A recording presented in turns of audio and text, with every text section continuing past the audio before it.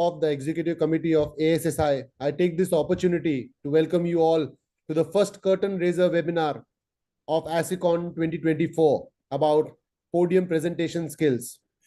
It all started when we started receiving 250 plus abstracts for ASSICON, that we thought, why not get a uniform methodology of presentation and raise the bar of presentations to a level which is unmatched for years and decades to come. Without much ado, let me take this opportunity to welcome you all here to learn and cherish the experience that my seniors are going to share with you through the years of experience that they have earned from their mentors. I also take this opportunity to welcome all the faculty members, especially our senior faculty, Dr. Dilip Sengupta sir from US, Dr. Basuda from Calcutta, Dr. Ajay Shetty sir, Dr. Ram sir, Abhay sir, Kshitij sir, Dr. Ketan Badani, the president of Bombay Spine Society, Dr. Vijay, my younger colleague Priyank, Shailesh and Kshitij, and Dr. Shrivastava sir. I look forward to you all, where we'll all be learning more from your experiences in these next 2 hours. May I welcome upon Dr. Somajit Basu sir, the president of ASSI sir, to please deliver the welcome address. Sir, over to you. Thanks, Vishal. As president of ASSI, it's my distinct privilege and honor to welcome you all for this fantastic webinar, which is going to follow in the next couple of hours. And this is going to be the first curtain raiser for the ASSICON 2024. And I'm sure the organizing committee of ASSICON 2024 is working very hard to make this program a great success. While wishing the organizing committee all its success for its hard labor, I would take this opportunity to welcome you all for this webinar. And without any further time wasting, can I ask Vishal to carry it forwards? Thank you, Dr. Basu sir. May I request Dr. Ketan Badani sir, the president and also the organizing chairman of Bombay Spine Society, to please address the delegates. Good evening, everyone, and welcome to this grand inaugural or beginning session of the 2024. As Vishal said, the idea of guiding people to do good research, right from the getting the idea to research upon the point to research upon, and then to set up the protocol and the guidelines and everything. It's a very intricate process. The time of preparing to create a research paper to presenting it at various platforms and to publish the same. It is a very, very tedious and a very, very methodical task. And we have great speakers and great mentors who have immense experience in this field of research and publishing. And getting these experienced researchers, clinical researchers, and basic researchers to highlight upon the junior and the upcoming surgeon as to how they can do this will be an excellent learning initiative for these guys. So I think this is a very good initiative and kicks off the ASSICON 2024 in a very nice way. I welcome all our faculty members who have taken pains to come and on the platform and do the presentation. And to all the delegates, there will be a very great and very useful take-home message. Vishal, I request you to go ahead with the program. Thank you, Dr. Badani, sir. We have with us the real master of all the masters sitting here on the dais, Dr. Dilip Sengupta, sir, from whom he's like the godfather and the Bhishma Pitama of spine surgery. Dr. Sengupta, sir, we all welcome you all, and few words from you before we shoot off Dr. Abhay. Thank you. This is like you're making me feel like I'm too old. Probably not. This is a golden opportunity for us, the Buddhas, to learn from you, from the newer generation. What makes me very proud to hear from you that there are more than 250 abstracts submitted for ASSICON, and I was looking forward for the day. To my understanding, the maturity of any association, one of the yardstick is how many independent or abstract papers are presented versus invited lectures. As the association matures, you find fewer lectures and more independent podium presentations. And I'm very happy to see that in upcoming ASSICON under your leadership and Abhay and all of you to attend a great meeting. And on behalf of all the Indians living abroad, this is really a home link and an opportunity for us to enjoy the company of our brothers and sisters back home. And I thank you very much once again. Over to you, Vishal. Thank you, Dr. Dilip sir. So we are going to bring boys from the Videsh to our Desh back during the ASSICON, and we actually have a session on the Desi Videsi boys coming back home with their knowledge. So see you in ASSICON, Dada, and handing over the proceedings to Dr. Nene for the session again. Dr. Vishal, Nene. thank you. And while I'd like to thank the entire bunch of the star-studded faculty for taking out time, I'd also like to congratulate all of you viewers who are here, who have already committed to learning something that's outside the zone of spine surgery. By being here, signing up for this webinar, we know your, commitment to learning and commitment to overall development. So this is a very unique webinar, and of course, ASSI is a very unique organization. There's no other association that actually teaches you how to teach before they hear you. So thank you, Dr. Basu, for this initiative, and a very, very special shout out to Vishal. Dr. Vishal Kundnani has made this ASSICON into a supra mega ASSICON. And if you see all the events that have been lined up before the ASSICON, it's one big half-year party. And we are lucky to be the curtain raisers. I'd like to give a few tweaks about the program. Our first talk was originally by Dr. Rajiv Sethi. Dr. Rajiv Sethi from Seattle is a very good friend of the ASSI. He's a world-renowned deformity and adult degenerative surgeon. He's presently flying and he's still with us on air.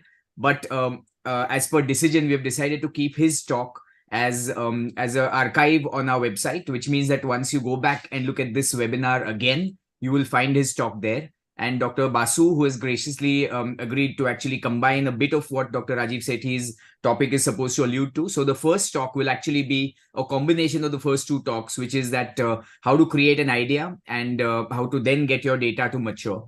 The other tweak is that unlike what is printed on the program, Dr. Ajay Shetty will actually talk on how to write a case report, because that seems like a bugbear when we as reviewers, look at all the case reports that come in. So these are the only two tweaks. So without much ado, I invite my dear friend and our ASSI president, Dr. Somajit Basu, to start off the first talk, which is going to be a combination of talk number 1 and talk number 2. Over to you, Dr. Basu. Thanks, Abhay. I'll just start sharing my screen. Am I visible and audible? Yes, yes to both. Right. Good evening, everybody, and welcoming you all again for this curtain raiser webinar for ASSI. As you all know that we are going to have a flagship event of the Association of Spine Surgeons of India in January in Mumbai. And this is going to be a real grand event, and to raise the curtain for this event is a distinct privilege and an honor for me as president of ASSI. So I was given a topic on maturing the data after Rajiv speaks on how to plan a research paper. So I combined these two talks in the next 10 minutes or 12 minutes, and this is how it's going to go. So how to find the topic and develop a research question and a methodology is the preliminary part of planning out a research paper. And then you go on to maturing the data, how to collect it, record it, and retrieve the clinical data in an electronic medical record system. And the steps would be to choose a research topic, narrow it down and find your niche, identify a research problem, develop a very clear research question, and then again create the research. So from here, whenever you're going to plan a research paper and then again mature the data into a possible research question, to answer that question, we need to follow some steps. The first step is defining the topic and purpose of your research. This is the first step, and that is what makes you understand why and what you're researching. And this will help you stay focused and on track throughout the research process. So the initial thought process shall have to be very precise. And then the next step would be to identify the published data, to do a proper literature review, identify the specific areas in which there exists a knowledge gap. And to fill up that knowledge gap is the main objective of your paper. This will help streamline the aims and objectives. The third step would be to understand and select a research methodology. This is the most crucial step, and all your best of research questions is going to fizzle out into nothingness if you do not develop a proper and ideal research methodology. This will help you also to collect data that is relevant to your research. And from selecting a methodology, the next step would be to gather the data. Now, if you're conducting a study, this is an extremely important step, and that is where an EMR, electronic medical record, is absolutely invaluable. Now, after or while the data is being collected, or possibly much before that, when you are embarking on the research, it's extremely important to create a realistic timeline. A research which has been slated out for 1 year can go on into 5 years and still not get to see the light of the day if a proper timeline is not created from the very start. And the sixth and the final step would be, after the data is collected, to analyze the results and determine how to present them. Decide on how you will present your results, whether it is through a written report, a presentation, or other means. For tonight, we're going to focus on how to create a good abstract and import a good presentation skill so that you're into ASSICON Mumbai Podium. So from the steps, we have to go on to the topic. Now, in the rest of the lecture, it's wise for us if we create a topic so that the next points shall be discussed based on a topic. Suppose you create a topic like PEEK versus titanium cages in TILIF. Now, the first and foremost thing, again, if we go back to the steps, is define the topics. Why and what you are researching.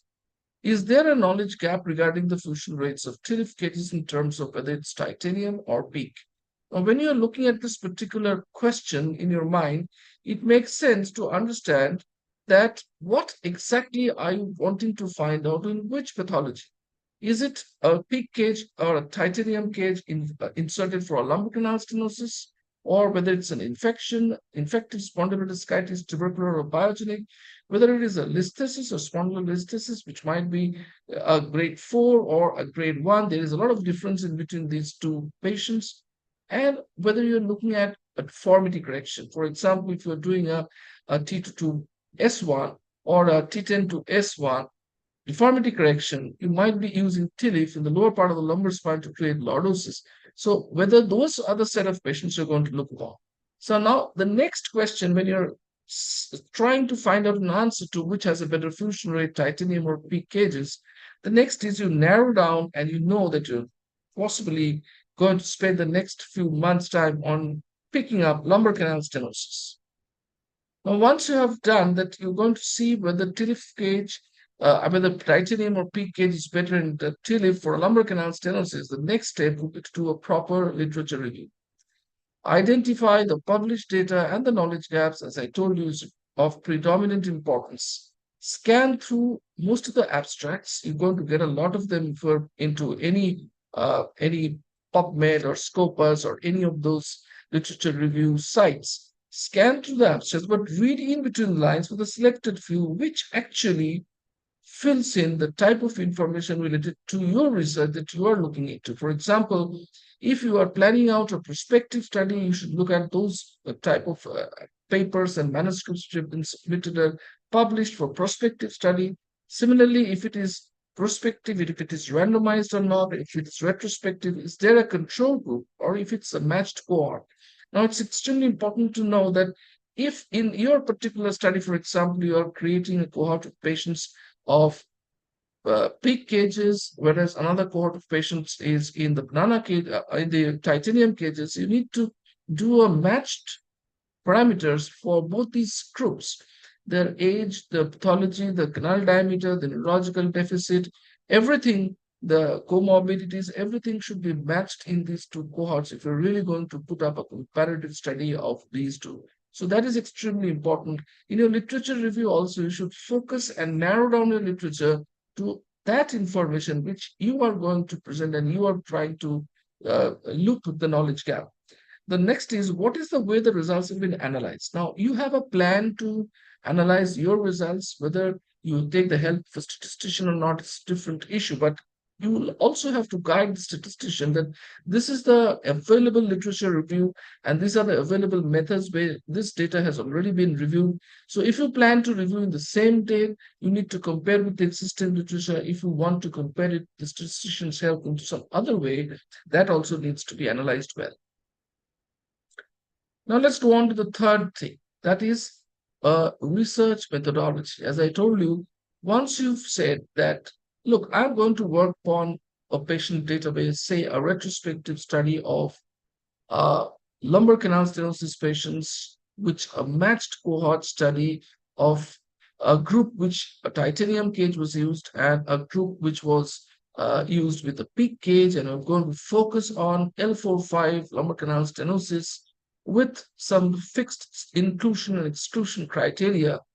You need to develop your research methodology.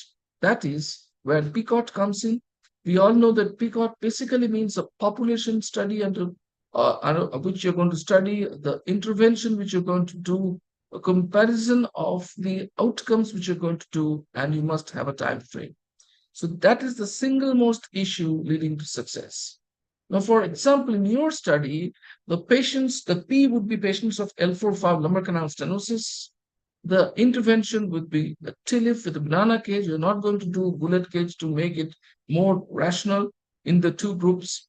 You're going to compare C, titanium with PEEK, and you're going to measure the fusion rates, either X-ray or a 2-year post-operative CT. That's the outcome. And finally, if you look at a fixed timeline, that means if you feel that the existing literature tells us that 2 years is the ideal time for follow-up regarding assessment of fusion, the time is 2 years. Now, once you go on to select a research method, point number 4, as you all said, is collection of data. Now, this data collection is either retrospective or prospective. And remember, it is extremely important that if you need to ultimately present your work in a very evolved society, or if you're going to submit this abstract of this manuscript for consideration to journal publication, institutional review board or an institutional ethics committee, IRB, IEC approval is a must. And there are many journals which will seek the number of the IRB approval before accepting your manuscript for reviewing.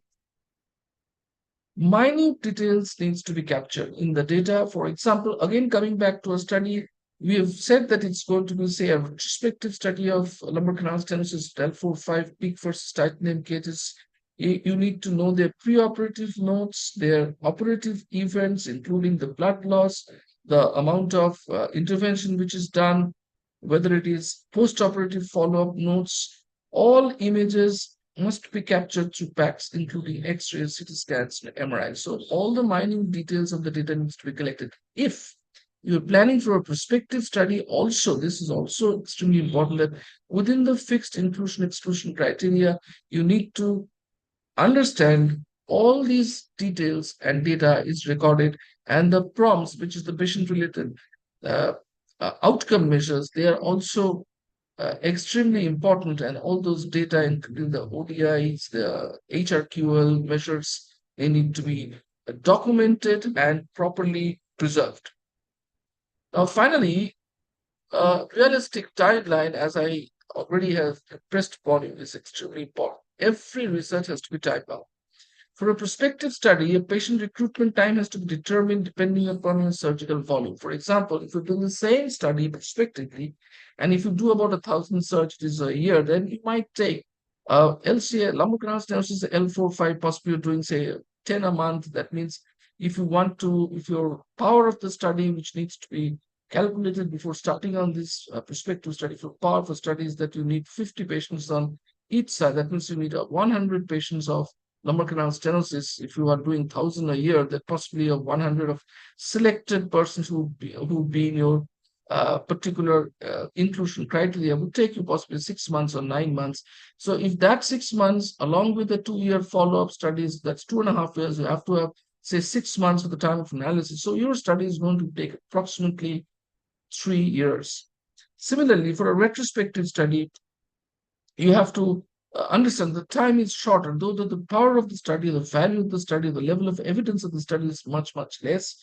And a prospective randomized study carries the best level of evidence. So take out, if you are doing a retrospective study, you can take out all cases from electronic medical record from a particular period of time, formulate a matched cohort of peak versus titanium. It's important and it improves the power of your study if you take up consecutive patients of peak and a consecutive patients of titanium, match these two cohorts, get the CT scans at 2 years, send them out to 3 observers. For example, you can send it out to a spine surgeon, a neurosurgeon, and a radiologist, so that all of them can give an independent observation of scoring of the fusion rates of each of those patients. And then you statistically analyze the results. You find out the kappa values for inter-observer reliability, and only on those points of fusion, we will take into consideration whether kappa value is high. That means the inter-observer reliability is high. And then you can analyze the statistical results depending upon the fusion scores, and you can use the various statistical analysis methods. I'm sure it's going to be covered later on. Now, finally, once your analysis of results is complete, you are now all set for a presentation of or to write an abstract. There would be following speakers who would be telling you in details about how to write an abstract, regarding a case report, regarding how to write a manuscript and all that. For an ASSI free paper session, as you know, abstract is enough for a podium presentation. And for a VTI session, that is the competitive section, a full paper is mandatory. So in your presentation, make sure that it should be precisely to the point. A perfect study methodology has been adopted. A clear result analysis is to be done without an ambiguity. And finally, your conclusion should support your results. And then, dear friends, you're all ready and on your way to presenting in ASSICON Mumbai. Thanks for your attention. Thank you, Dr. Basu. That was precise and on the point. And we'd like to invite a few questions on this, relatively overawing kind of a situation where, Samajit, if you allow me, I can go with the first question. That Yes, as a clinician in practice, 5 years down your practice, you suddenly realize that you've got tons of T-lifts lying around in your, records. Can you make something out of it? Because most of us are not, not ready to, don't set up our targets at the beginning, and then we suddenly have a bunch of data lying with us. Is there any way to fix that? That's a great question, Abhay, and very relevant to the present scenario of surgeons in our country, because as you know, most of our surgeons, after coming out from their fellowship and within the first 5 years of practice, slowly develop into their practice. And by the time it's 5 years, they've started doing 20, 30 surgeries a month. And then they look back upon themselves and say, hey, what am I doing? Well, I'm creating data, but I'm not looking at them. So let's look at my data and see what I have. So on one side, this is a nice way of joining a particular way of research, or to make sure that in the next 20 years you would be into some sort of academic research and your practice would be academically set up. But on the other hand, you really need to have a very hard look at your data, whether the data is really complete, whether the data is haphazard or not, whether the data is retrievable or not. And that's where the role of an EMR comes in from the very beginning of your practice. Now, if you tell me what is the single most important thing and most relevant thing which I had done when I had started my practice 20 years back, is to set up this EMR. So once you know that you have a set of, say, 80 patients lying with you, you can just look at them retrospectively, though the data which is going to come out of it is going to be extremely difficult to set it up as a very good manuscript, but still, you might not know it. There might be many things which you've not noticed that once these patients come on a follow-up, you might have some 10 patients who might have some long-term complications of those patients whom you had done 5 years back. And that's a good way to start it. That's good. I'm sorry, I'm just going to take one more because there are two delegate questions which are relevant to this. One person would like to know, how do you set up this EMR where you can retrieve data very quickly when you need it? And another delegate would like to know, should we plan the question and then collect the data, or should we collect the data and figure out what question we want to answer? So this is relevant to the last bit that you said. Could you have some clarity on that?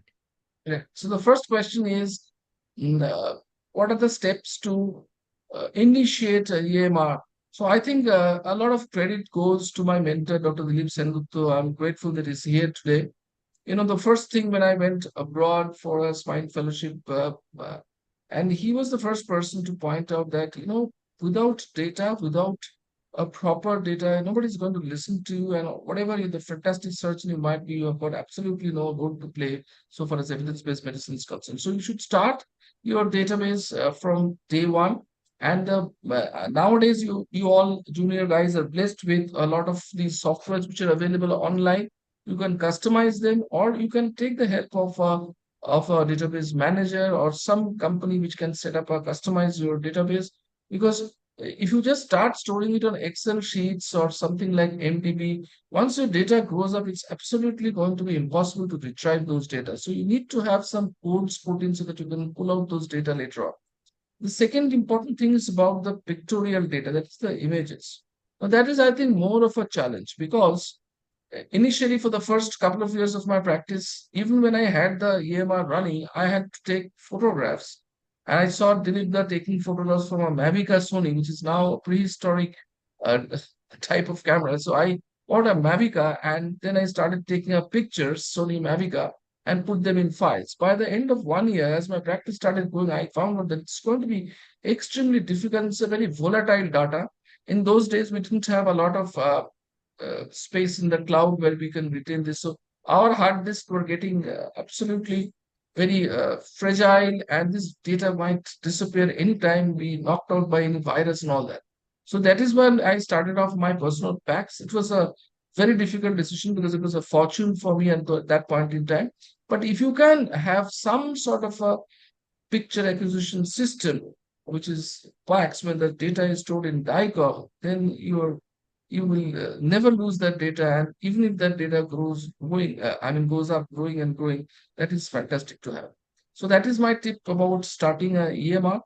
Now, regarding your next question, that uh, just can you repeat that question once? So should you plan a question and then look at Right. when So you collect data, uh, or the other way? it is best if you plan a question because, as I told you, if you identify a knowledge gap in which your surgical practice can give a lead to or an answer to the particular knowledge gap, that's the best way. For example, if you go on attending conferences and you look at your patients in your clinics and find out that, hey, these patients who have these elderly patients who are coming with adult spinal deformity, they are leaning over to one side. Many of them are having Parkinsonism or features like that. So if there exists a knowledge gap in developing that, it's a nice way of thinking out a research question. Whether, say, for example, if you really like to answer the question whether anti-Parkinsonian drugs will help to correct the deformity of these patients or the coronal and sagittal malalignment, you can start answering that research question by possibly collaborating with your neurologist friend and framing it up. Rather than having as you said, I have set up 50 NF patients who might have done 5 years. Now let's look at and try to fish out what paper I can make out of it. That's not the correct way to look at things.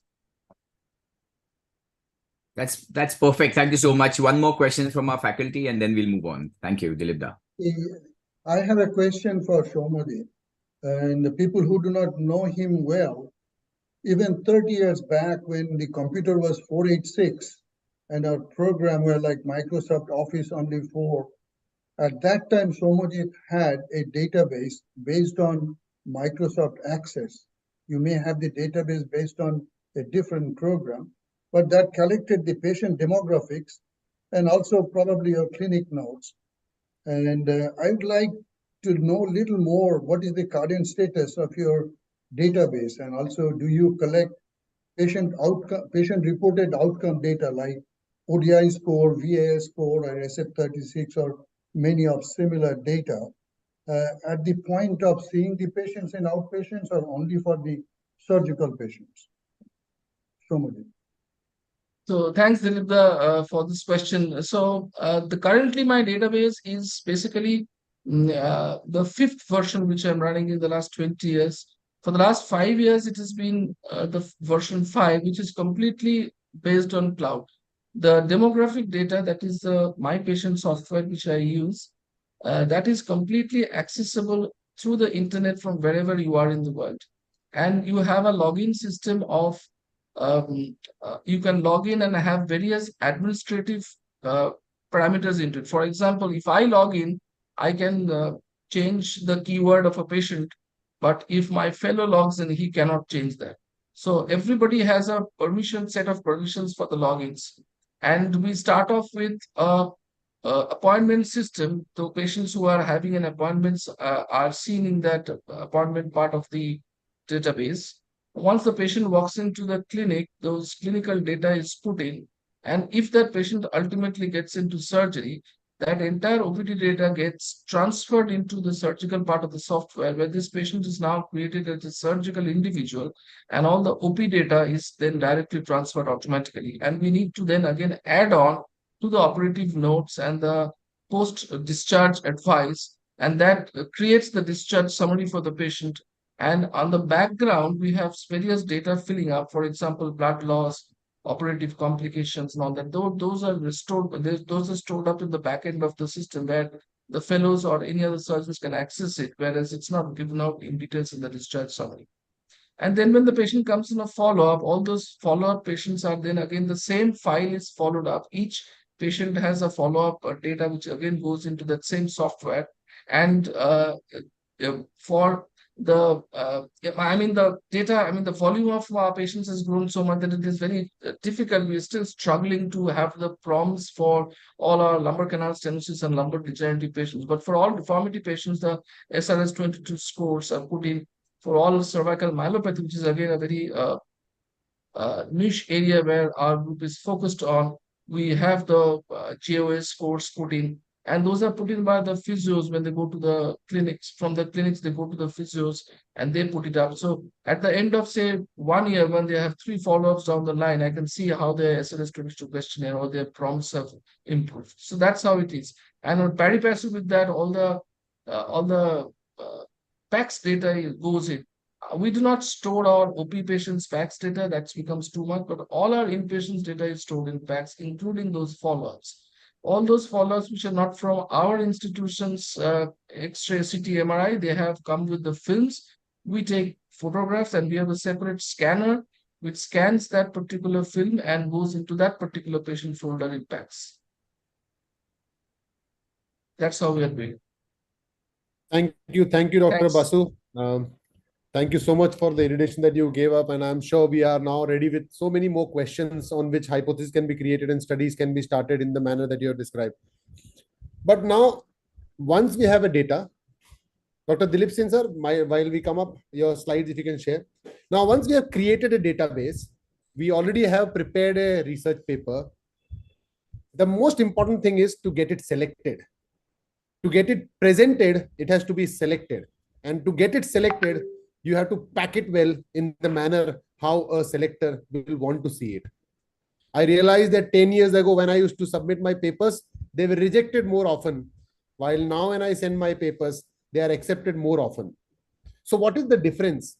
What is it required to package them well so that the selectors, the reviewers, catch these papers and give you opportunity to present it on the podium? Dr. Dilip Sen Gupta, to tell us about what does it take to get the paper selected with the reviewers. Thank you, Vishal, for a nice introduction.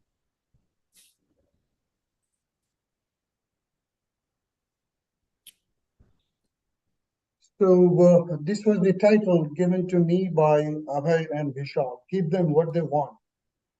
The reason is, like in conferences these days, you get somewhere between 1,000 to 2,000 or sometimes even more number of abstracts. It makes it very difficult to get your abstract selected. Depends on how many total podium or poster presentation will there be. The ratio may be very discouraging. Now, in SRS meeting, on an average, this was a published data in Spine Deformity or SRS journal, that there are 125 podium presentations that are selected from over 1,600 submissions, meaning less than 1 in 10 chance that your abstract will be selected. And these abstracts are blinded. And every organization have their own methodology how to select these few number of podium or poster presentation from a large number of submissions. The problem is there is no one person or one group of persons can read all the submission to make an uniform selection criteria. So if you volunteer to be a abstract selector, then you will probably be given some 100-odd abstract to read. So, and you are not alone. Maybe the same 100 will be given to 2 or 3 more persons to read through and do the scoring. Usually, the scoring system is pre-decided by the academic subcommittee and is distributed amongst the selected. And your job is to score high on that platform because the selector may not have enough time to go over it compared to what you think. They may only have 10 minutes to read your abstract and it catches their attention or it is dropped.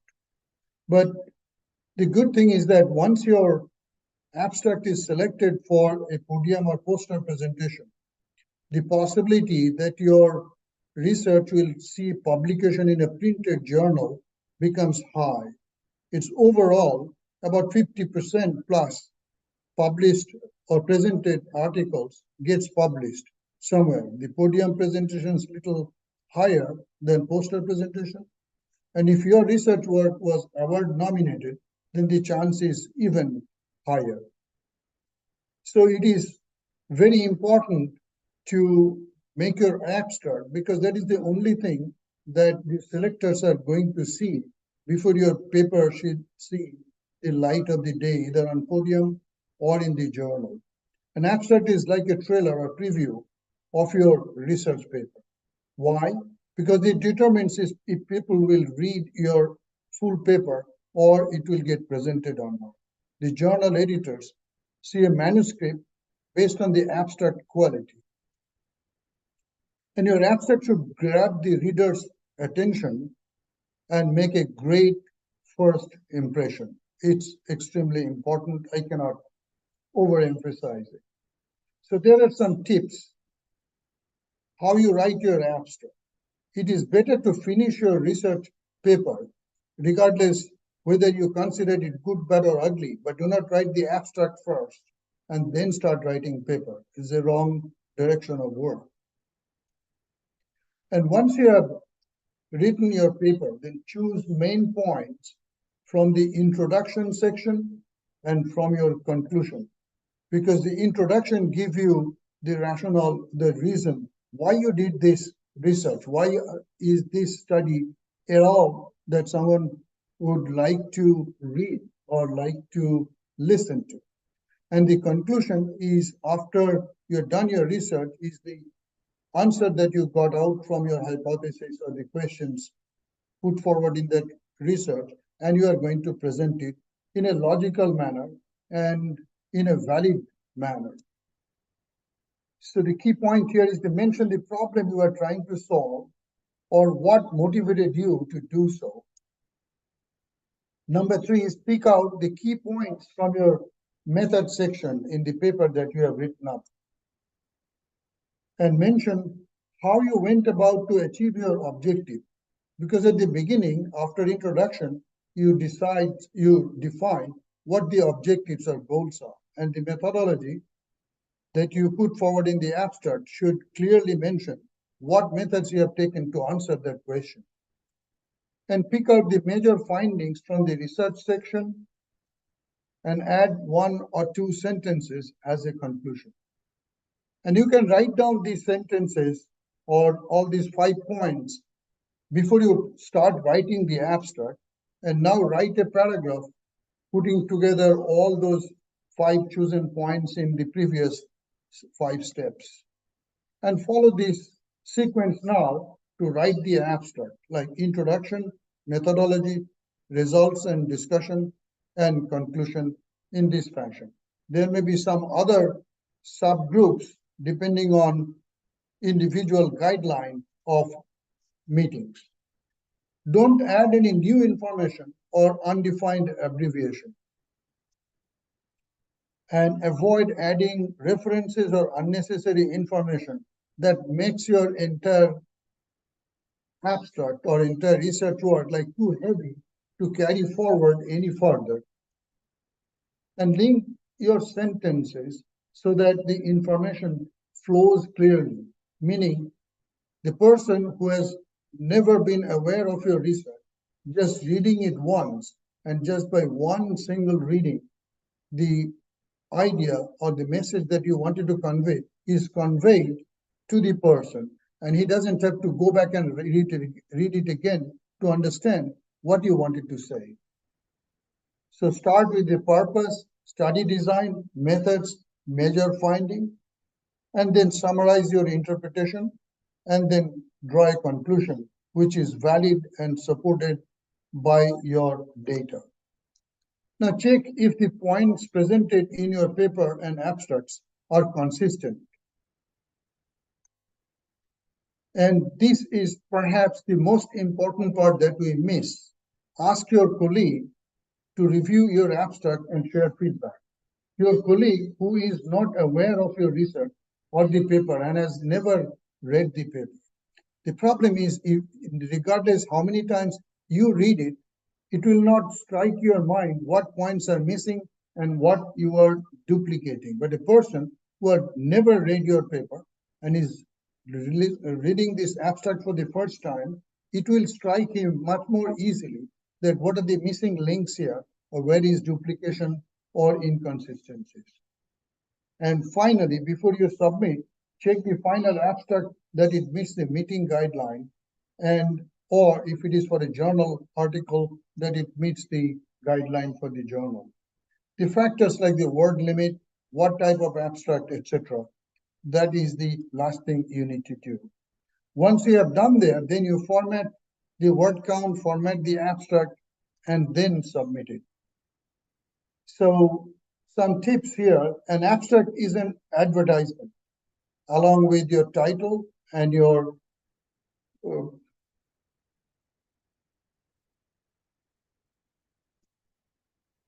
for your article. It should be easy to understand, and it should summarize your research and your thoughts. Avoid jargon, references, or excessive abbreviation. It should be brief and accurate. Emphasize on the introduction and results. Put the method sections briefly, and the results should support what you are concluding at the end. The contents of a medical abstract should have a title and authors. The title is the most important because it's the first aspect of your advertisement. List 5 or 10 keywords and then make a sentence, and then you draw your title. The introduction should be very catching and interesting, and it should be attention gathering. Be mindful about the words you choose to write the introduction. For example, instead of writing a growing cause of death, you can write 700,000 people die each year from. That is a lot more bold words that will convey the message. In some of the abstract guidelines, you may have to define a study design. It's very important part. If it say, is it a prospective randomized control trial? Is it a case control study? Is it retrospective or prospective? Are you presenting a new technique? Is it a review article? Or is it a case report, which are often ignored? The importance of putting the study design, and in some of the meetings, like in SRS articles, you also have to give your own level of evidence data into it. And do not be discouraged that if you are putting together a new technique or a case review, you think that will be all ignored and the entire meeting will be only consisting of either large series or prospective and randomized control. Then other papers will be ignored. In many of the conferences, the program committee may make a room for the smaller articles or the new technique or the case presentations, etc. May have some small rooms, say 10% of the presentation will come from that group, etc. So there is always a reserved area that your less colorful article may also find some room in the podium. The methodology is the most difficult part. It should be brief, but it should be valid, and you may include statistical methods to support your results and conclusion. Result should outline like what you included and why, or excluded and why. What are the outcome variables? Are the variables belonging to one group or the other, like male, female, or operative or non-operative, etc., and add some statistics. And conclusion should be clear, and it should be supported by data. You may add a line about the generalizability or limitations of your research to apply in different scenarios. So there are some do's and don'ts. What you should do, keep it concise and to the point. Follow the guidelines. Focus on the key results, conclusion, and take-home message. Write the paper first and then do the abstract, and not the other way around. Check the journal requirement if it is a journal article, and the subheading should follow accordingly. Include the keywords and phrases, which is very important, because one in a journal article, you'd like to improve the citation rate of your article, and that is done by searching your article out of many thousands out there through PubMed or Google Scholar search, and they often search using the keywords or the phrases. And triple check your spelling and grammar error. These are silly mistakes, and they make your good work feel like sloppy, and it may be dropped if you are there, if you could not avoid those spelling or grammar errors. What you should not do is to sensationalize your research. Like, you do not project over as if it's a very provoking or exciting at the expense of the real data or the truth. Do not speculate about where this research might lead to in the future. Do not use abbreviations or acronyms unless they're widely known, like DNA. Unnecessary repetitions should be avoided. For an example, you shouldn't write, we used X technique, and then in next line you write, using the X technique, this is what we found. You can avoid that kind of repetitions. Do not contradict anything in the rest of your manuscript. This is applicable only for the journal abstract. And include anything. Do not include anything that is not in the manuscript. And include citations and references if possible, if the abstract guideline would allow you. The writing process of your abstract has got a pre-writing phase. Jot down sentences for each component. Do not try to make it perfect. If you are too obsessive compulsive about the perfection, you'll never get there. Even if it sounds like crap, just put it down in paper. You read and take notes. You might cut and paste from the documents you already have and plan a logic. And then comes the writing phase. Write a draft. Do not worry about 150 words or 200 words. Just put it down.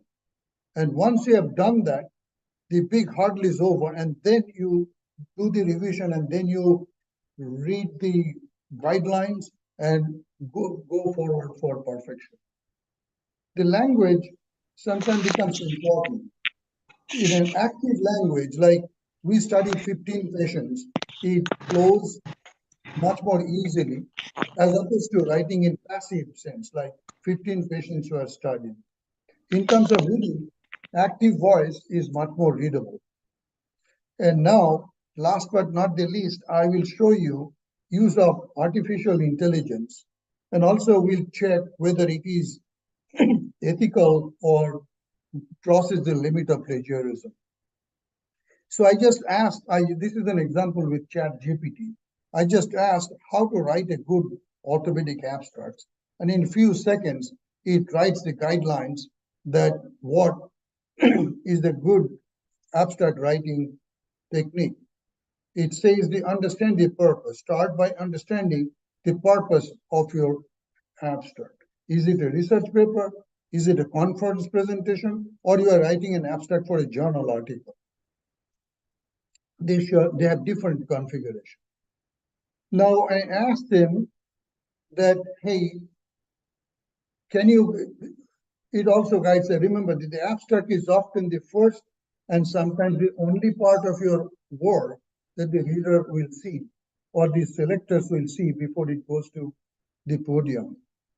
Some of the podium presentation abstracts are published in journal, so that might be the only part that will be published of your research. So be very mindful about writing the abstract.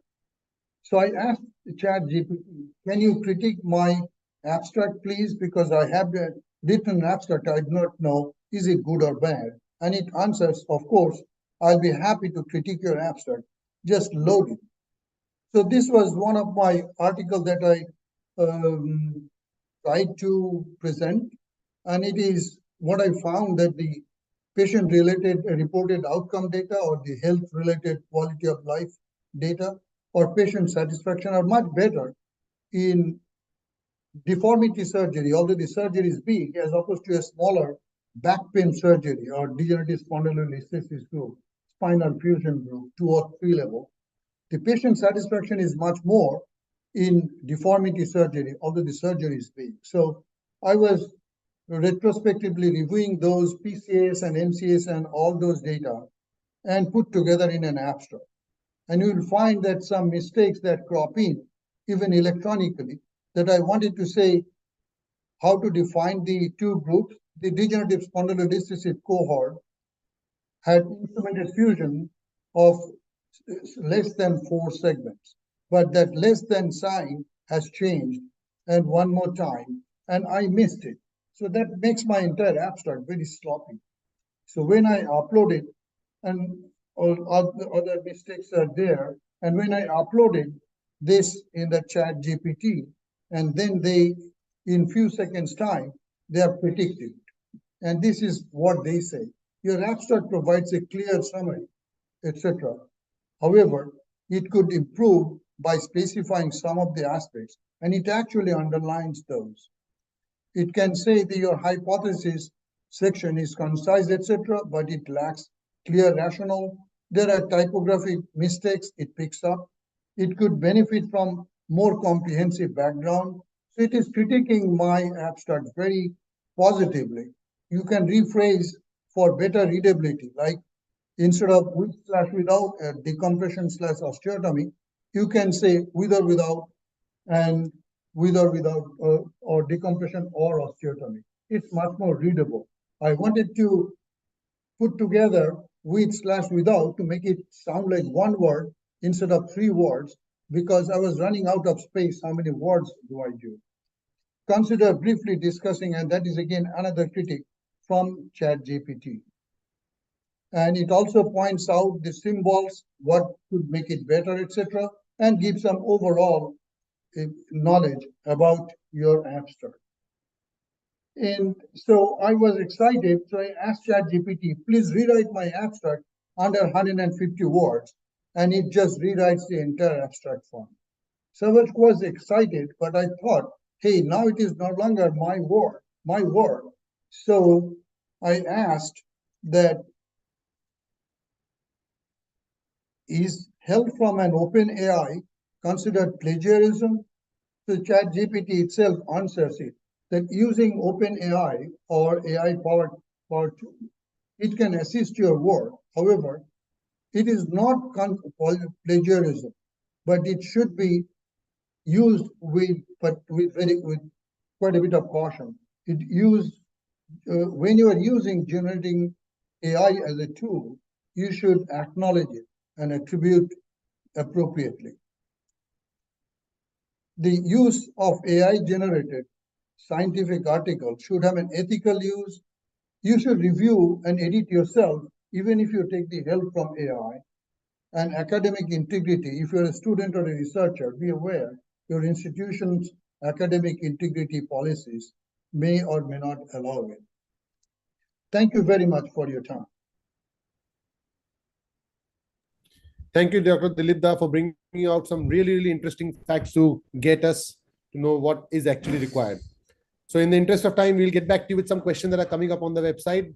But before that, we move on to Dr. Ajay Shetty, who's going to tell us about right from idea, how to get the idea packaged and how to get the execution right for your presentation. Now you have a story, you have got it selected, and now you have to make it executed well. Over to Dr. Ajay Shetty, please. Packaging essentials. Vishal, he's going to talk on case report, how to write a case report. So we're still sticking to case report. I mean, writing.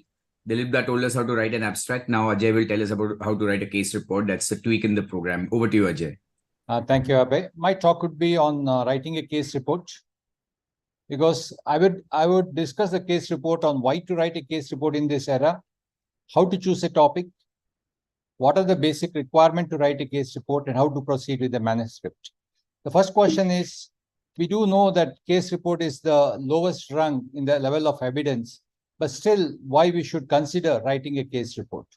If you look at the literature, case report is the one which has been first publication in the medical literature, which has been written in the Edward Smith papyrus. And if you see up to 1950, more than 50% of the publications were case report. But however, with the movement towards evidence-based medicine, in the late 20th century, the case report was sidelined. But fortunately, in the last decade, with the advent of case report journals, there have been a significant increase with the publications of case report. And why a case report has to be done in a current era? There are a lot of advantages of case report in the current era. I would like to discuss about three important topics. One is a formulation of a hypothesis. If you look at the publications from Lancet, a case report, 25% of the 103 case studies were followed by registration of RCT. One such example is the use of allogenic bone marrow transplant for Langerhans cells histiocytosis. Therefore, it helps you to formulate a hypothesis which can start as a case report, and then it goes to have a full-fledged article. The other is to explore an alternative in clinical practice. This is one of our case report of a patient who developed an infection following a trauma, which had a destruction of the vertebral body along with loosening of the implant. What we did in this particular case was just a revision of instrumentation, debridement, and appropriate antibiotic. And now it has become a standard of practice in our institute. Whenever you have a infection scenario with loosening of instrumentation, you basically revise and give appropriate antibiotic. Therefore, it helps us to get an idea of an alternative in the clinical practice. But most importantly, why we need a case report is basically the first stepping stone in research. It is the first effort in writing a medical manuscript, and it's as a student, you do a collaborative writing along with your mentors. To give some examples of two of our fellows who went on to first start their publication with case reports and then went on to have more than about 30 to 55 publications. Therefore, case report writing is very, very important for somebody who starts the process of writing a paper. It's always said that always note and record the unusual and publish it. The value is unexplainable. Therefore, the second important question is how to select a topic. It's basically a case report is a unique thing. It is unique. That could be a rare presentation. It could be an unusual etiology. It could be a combination of condition. It could be a novel management or an unexpected complications. I'll give some examples. These are some of the publications from our institute. A rare presentation of a progressive hemiparesis due to spinolaminar anomaly, or an unusual etiology like an coccydynia due to an epidermal inclusion cyst, or a novel or innovative modality of management using navigation for a fixation of a hangman's fracture, or a complications. Complications and your appropriate management of complications are very well looked upon for a case report, and especially in a journals of high impact factor. Therefore, once you have decided to write a case report, what are the prerequisites? You should have a good clinical picture if it's necessary, but imaging is very, very important. The pre-op, intra-op, and the post-operative imaging, and high quality histopathological images, patient concept, and a minimum follow-up. It depends upon the journal you are looking at, but majority of the journals would say a minimum follow-up of 1 year duration. There are care guidelines, that is the case report guidelines, which gives you the guidelines you need to follow for writing an appropriate case report. But I would like to highlight again that the data collection and follow-up is very, very important whenever you are thinking of writing a case report. I'll give some example. This is a boy which I operated recently, a 2-year-old boy, presented with pain in the neck with left torticollis, was evaluated with MRI, CT, and X-ray. As you can see, this patient has got an osteoblastoma of the C2 vertebra, and I thought it's interesting. Therefore, I thought, okay, we will look at writing this paper for a JBJS case connector. And you go through the case connector and find out what are the requirements. The minimum duration of follow-up is for 1 year. But even then, it doesn't mean that I have to wait for 1 year. I start collecting all the data. And as per the requirement, I look for the imaging, I look for the intraoperative pictures, use of navigation, the post-operative imaging, the histopathology, and the patient consent. And then you can start writing the paper. When the duration becomes about 1 year, then you can send it for publication. Therefore, it's not necessary for you to wait for 1 year to happen before you can start collecting the data. That's very, very important.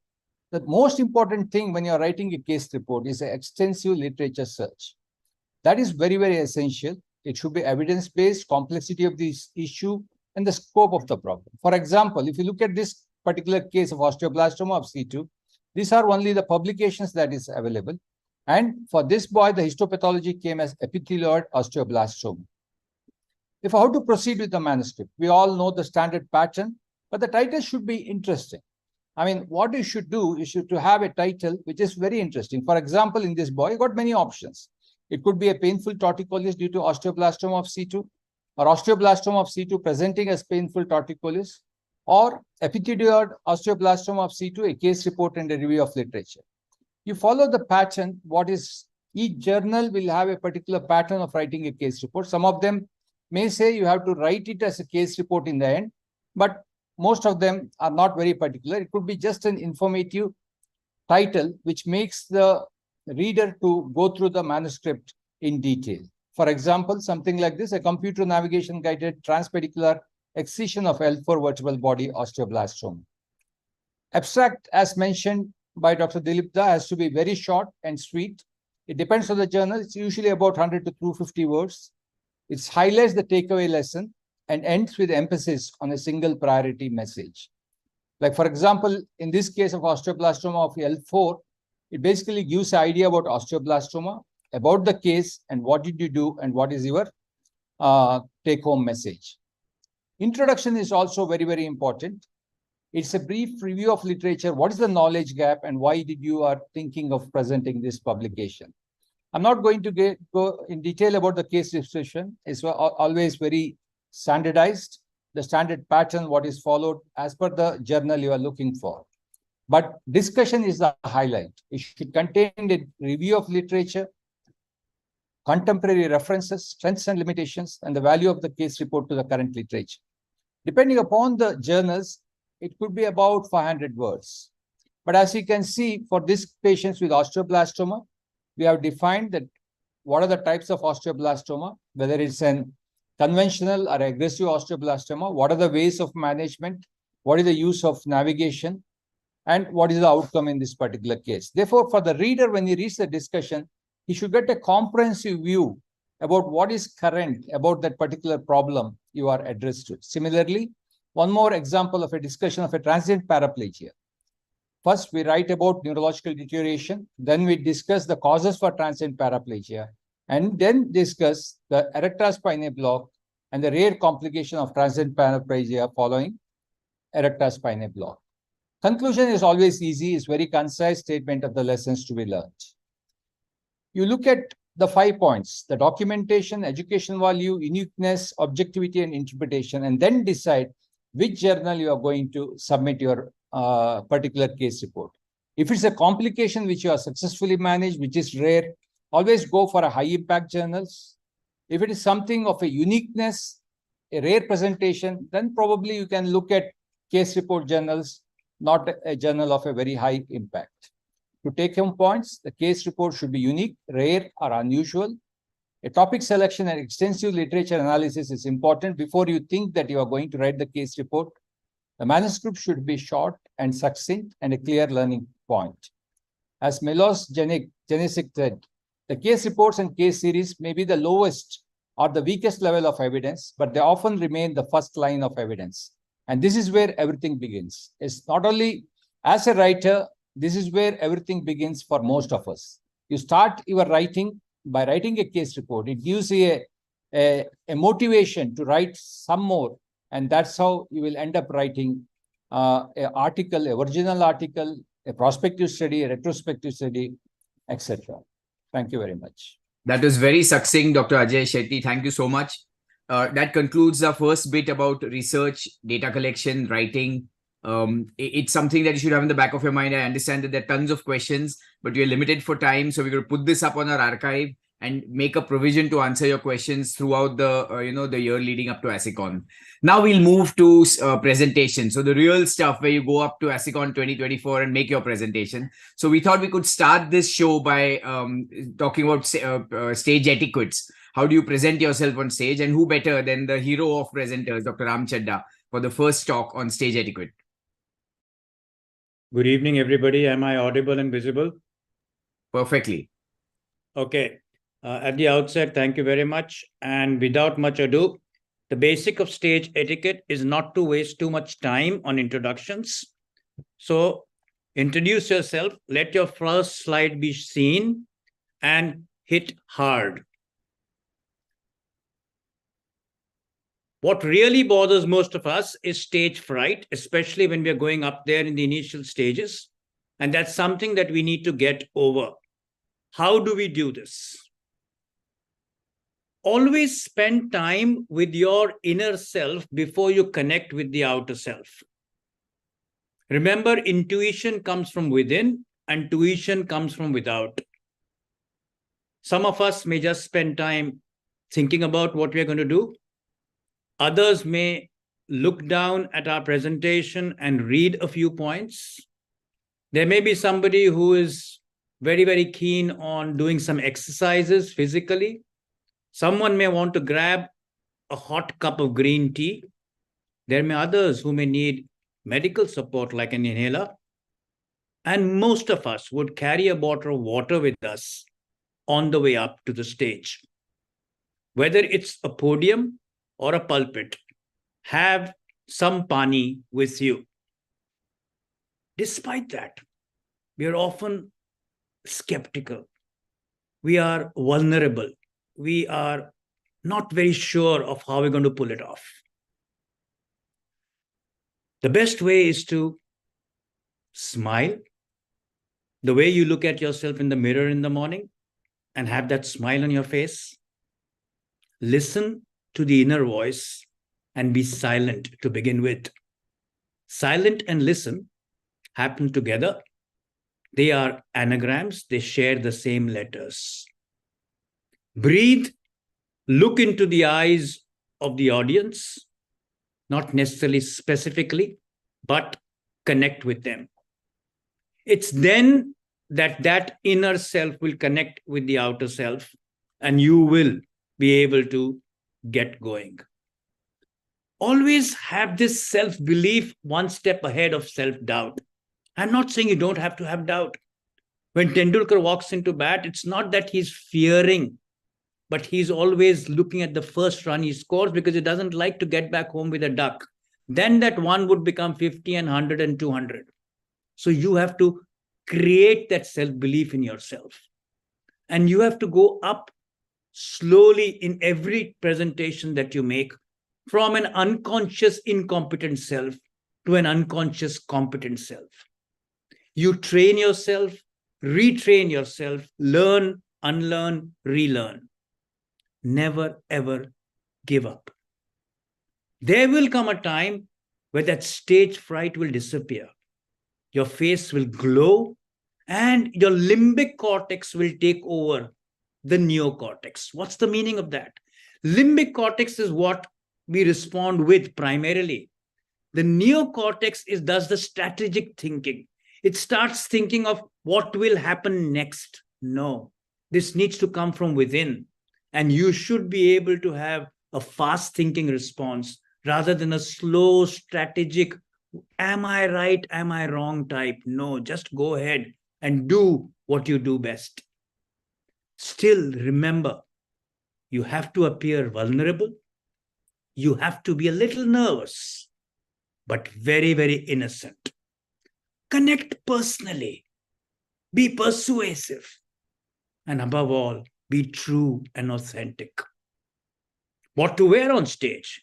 Besides the smile, always remember, you should be prepared to be one notch above most of the people in the auditorium.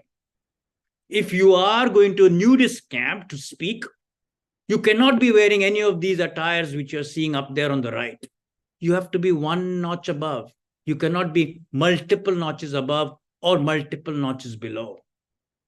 Yes, a formal attire for a formal meeting and an informal attire for a relatively informal meeting, just one notch above. If you're working from home, be yourself, because that's how you are best visible on that small little screen. Whenever you speak, aspire to inspire. You have to create the interest. You have to think before you speak. Whatever you say, is it true? Is it helpful? Is it inspiring? Is it necessary? Is it kind? Think is an acronym here. And begin with personal things. Like this story, which I tend to remember every time. When I passed out from school and I was this small little kid who had to go into this BST bus and was unceremoniously thrown out just because I had this crisp 1 rupee note with Mahatma Gandhi ji looking to the right. And I had to buy this ticket, but I didn't have change. The bus connector said, I want change. And I said, I have no change. The conductor said, always bring the change you need. Remember? That's what my father said to me as well when I returned that 1 rupee note to him.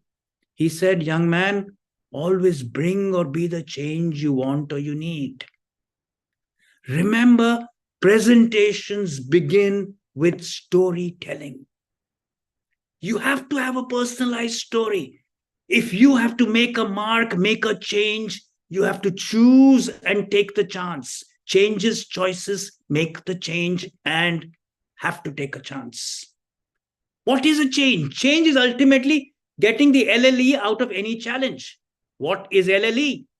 Well, it's leaving lethal ego out. Life-threatening ego has to be just taken out. And once you've done that, you can handle anything after that. You could be dealing with moderators, panelists, audience. Keep smiling. Have that pause. Appreciate the question. Think about it. Always be a guide on the side, not a sage on the stage. You have to just be there and be yourself. It may be impromptu, extemporaneous, a manuscript, or a memory, but everything should appear as if it's coming from you and is not being dictated as a didactic presentation. There will be difficult questions. There will be hostilities that will be against you, people sort of raring to get below your skin. Be open. Be attentive. Remember, our children have always asked us difficult questions, but we smiled and answered them. That's how you have to look at people asking questions. Pause. Practice the pause. Gives you a lot of time to rethink. You cannot be hostile with people who are being hostile to you. You had the clean elephant walking across the bridge. If there is that unclean, dirty swine or pig running across, let him pass. Remain the clean elephant. Always prepare and prevent rather than repair and repent. Don't react. Respond to the questions. Politely agree to disagree.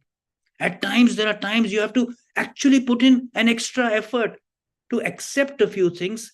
And I use this line very, very commonly when I have to agree to disagree. And I say, Abhay, if I have to agree to what you're saying, then probably there'll be both of us who will be wrong. That's conveyed the message. And having said that, keep your humility with you. Do not practice hubris or pride. It makes it very, very artificial. Don't say I have 10,000 cases and 20,000. No, be very, very specific. Be humble in your speech. Let your actions tell your entire story. Be kind. Humility is not thinking of less of yourself, but thinking of yourself less. whenever we are practicing what we are, which is medicine, and make our presentations, remember, ethics will always be above science. The heart will always come above the head. Whatever you have the right to do may not necessarily be right to do. Hence, when you present, be careful. The words you use are important, but they only carry 7%. 38% is the vocal part, the tonality, and 55%, according to Albert Mehrabian, is your body language, the visual. 7% verbal, 38% vocal, and 55% visual. Remember, whether you are Abraham Lincoln, John F. Kennedy, Mahatma Gandhi, or Winston Churchill, you have to remember every time you get an opportunity to make a speech, you have to change the world. You have to dent the status quo. These are your hardest hitting tools. The way you begin, which is primacy, and the way you've spoken, the last thing that you've said, which is recency. And do you believe what I'm saying? But what I'm presenting right now, the next slide, you will agree. Because that one word which hit us the hardest, mitron, we all got dumbstruck. That's what it did to us. Be simple. Start with the purpose. Remember, concept is above content. Multimolarity, you can use anything. You can engage, motivate, inspire people, build bridges, connect with them, have clarity. Speech has to have visual aids. Use slides, props, whatever. Don't have too much material on your testing slides. Give handouts if there's too much of written material. 99% people are not interested in all reading those slides. Give them something where they can connect with you. Enjoy your presentation. Keep smiling. Energize your voice. Yes, you have to repeat. Audience gets distorted 40 to 60% of the times. 3 points are the maximum that you should use, which have to be repeated time and again. Remember, you're in no competition with anybody else. You're not proving anything to anybody. You're just improving yourself. As Mehrabian said, 93% is visual and vocal. It's not verbal. How others see you is not as important as how you see yourself. Go ahead, be confident, be yourself. Finally, be honest. Remember, after you've presented, was it simple or stupid enough? 1 or 2 key points, if you made, you've been the best. Primacy and recency decide your fate. Remember, we'll still fail. Success is not final. Failure is not fatal. It is the courage to continue that counts. So get up, be confident, and make your presentations. Thank you very, very much for a patient hearing. Thank you, Ram. ASSICON 2024 believes in learning from the best. And I think all of you would agree that Ram is one man with probably the best stage presence amongst our peers. And keeping with that rhythm, we will move to another person who has probably the best presentations amongst us. And this is really the heart of how you're going to present your work when you're on stage at ASSICON. We taught you how to present yourself. Now, how to make your your presentation concise and make it hard hitting. For this, may I invite the chairperson for ASSICON 2024, Dr. Vishal Kundnani. It's all yours, Vishal. So I'll just take a minute. Okay, so basically presentation is nothing but it's all about storytelling. It's all about making a movie. It's all about how you go ahead and do a movie. Are my slides visible? Not yet. Now? Yes. So like Dr. Ram mentioned. Shall go full screen, please. Yeah. Perfect. So making of scientific presentation is no less than movie making. It has a pre-production, like getting a story right. It has a production stage where you compile this whole story. And then there is a post-production, a part of which you heard from Dr. Ram, like how to beautify and package it to deliver and add sounds and visual to it. But remember, a movie is good only when there is a good story to it. And this good story requires a good making part. How do you make a good story? Or how do you make a good scientific presentation?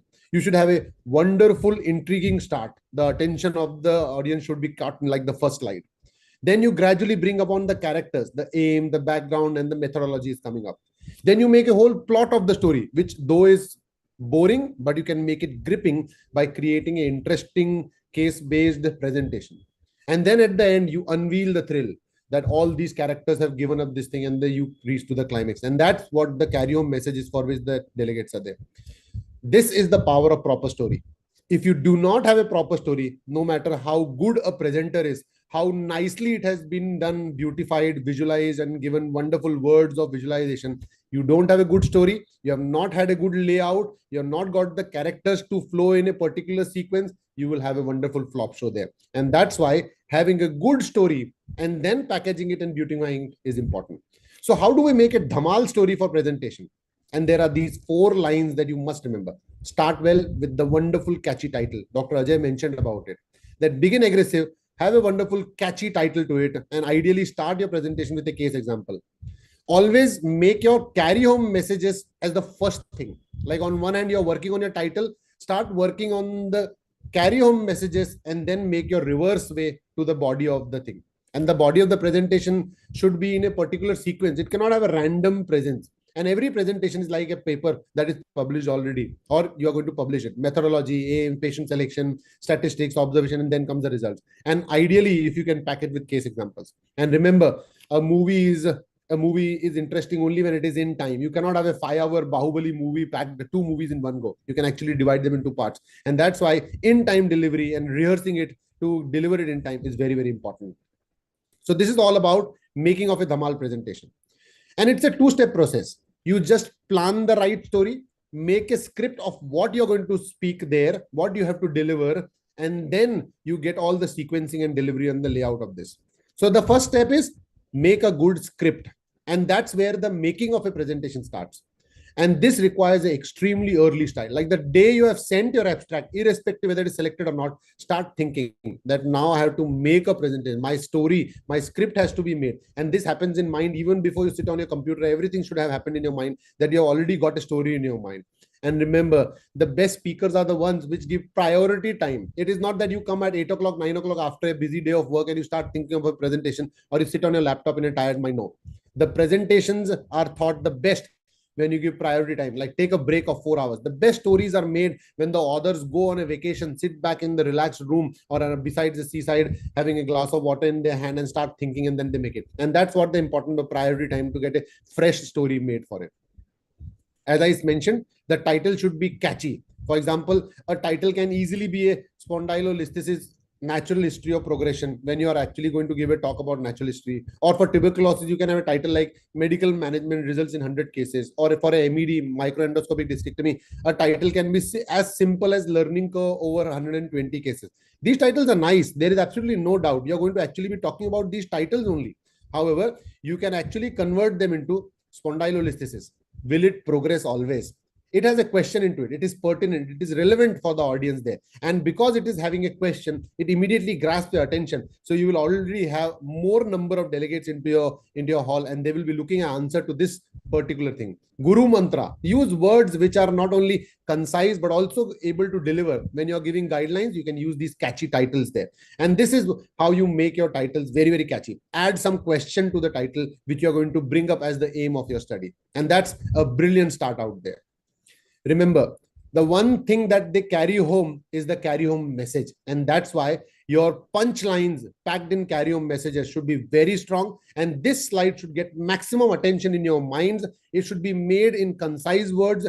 This is what something will carry home. And that's why this carry home message should be made the first slide. I always do this. I always make my carry home message as the first slide. And I bring it up like in this presentation also, even before my introduction came up, the first slide came up that these are the 4 things that you must do to make a dhamal story out there.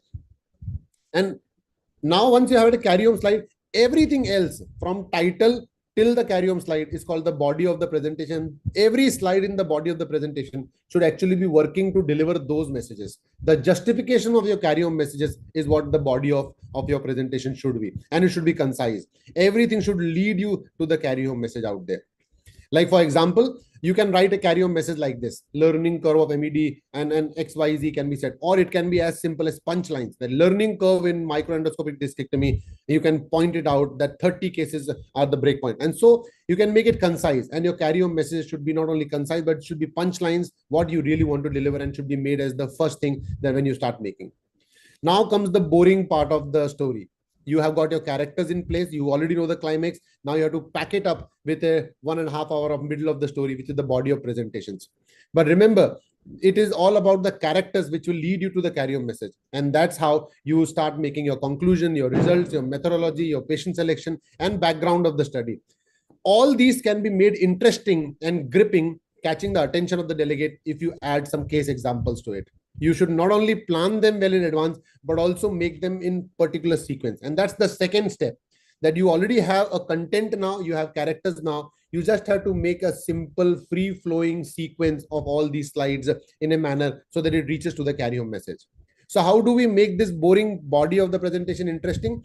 By adding examples. And remember, by this time, your audience would have already started getting to boredom. And that's why getting a case example there in your slide to catch their attention back into the game is what is required. You can actually start with a practical exercise or link it to something interesting like a workshop that is coming up. Like we already have some workshops on research methodology in ASSICON 2024. So be there to join and see, and you will see that it becomes more interesting for you. Remember, sometimes a glitch can happen, and that's why a plan B has to be in mind. If the audiovisual doesn't work, if the computers don't work, or something goes wrong in the hall, you should always have a plan B, and it can be either a small humor, a small question, or a poll for the audience. And this plan B is not only changing the thing, it also catches the attention of the audience all of a sudden. Like for example, if the background of the study slide has to come up, this can be as simple as that in blank statements, or it can be in the form of a case example where I put up questions to the audience. Will this congenital scoliosis in a 3-year-old male progress? Are there markers of progression or not? The moment you put up this question, audience will suddenly wake up and they will start looking for an answer from this. And remember, all these case examples have to be simple, relevant, and the questions have to have some practical implication. It cannot have a very, very complex question to be answered there. And all these slides should at least contribute some message. So when you ask a question, the question in itself can be a big message, and this can then maintain the flow of slides that is going to come up. Remember, numbers and statistics not only bore, but make all the physicians and clinicians and surgeons blind. And that's why I have minimum numbers. And if you have to present numbers, at least emphasize on the inference from these numbers. And remember, you must know your audience very well in advance. You must know whether you are addressing an orthopedic audience, a spine audience, or a super specialty audience, or a non-medic audience. And accordingly, according to that, even if you require to change your humor or your content or your example, you can change your question, which is targeted to the audience. You cannot ask about the progression of scoliosis in early onset congenital ones to a basic PG fellow student when you're addressing about scoliosis to them. So remember your audience and try to have questions which are more relevant for them. And try to have more and more case examples in them, and try to link your lecture to some practical exercise that is going to come up at the later date. Remember, all these slides that you make cannot be made in one day. So though you may have a layout, but you have to rehearse them well so that you can manage the time, you can finish it in time, you can start it in time. And this requires perseverance. You have to practice these slides day on and day out, and try to give attention to all the slides almost every single day. And it's a good idea to start your day like half an hour, waking up early and practicing that, rehearsing the timing, getting the timing correct is very, very important. And saying that the time allotted to me is very short for a vast topic is the worst thing that you can do on the stage, because no time is short for any lecture that is given to you. It's only your practice that will make you perfect and to deliver this story out there. So to conclude, making of presentation is all about script writing. If you have a good story, you can tell it well, you can package it well, you can add audio, you can add visuals, you can add good slides into this, but it is the story, it is the script writing that is very, very important. And it's all about the art of storytelling. Though you may know the real art of storytelling, but to make a good story, you have to start well, have a catchy title. Make sure that you have good punchlines in your carry-home message. And remember, do not just leave the slide ending with your carry-home message with a thank you. Always have a combination of this. Make it interesting. The boring part of it can still be gripping if you add some case examples and make it relevant as per your audience, which you have targeted and categorized well. And time delivery is very, very good. Not too fast, not too slow, and not to end earlier than time allotted. Thank you so much. Over to you, Dr. Abhay. Lovely, Vishal. That was fantastic. To the point. So there's lots of, information like that's gold dust on all the talks that you've heard so far.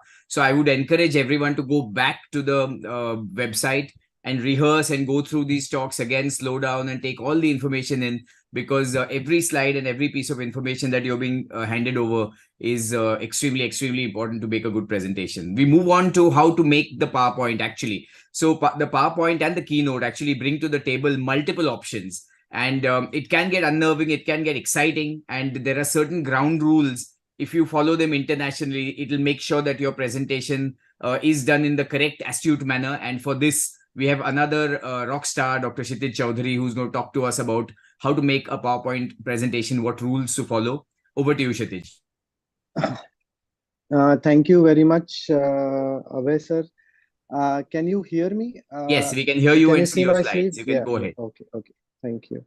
So this talk essentially is about using PowerPoint features to make your presentation more effective.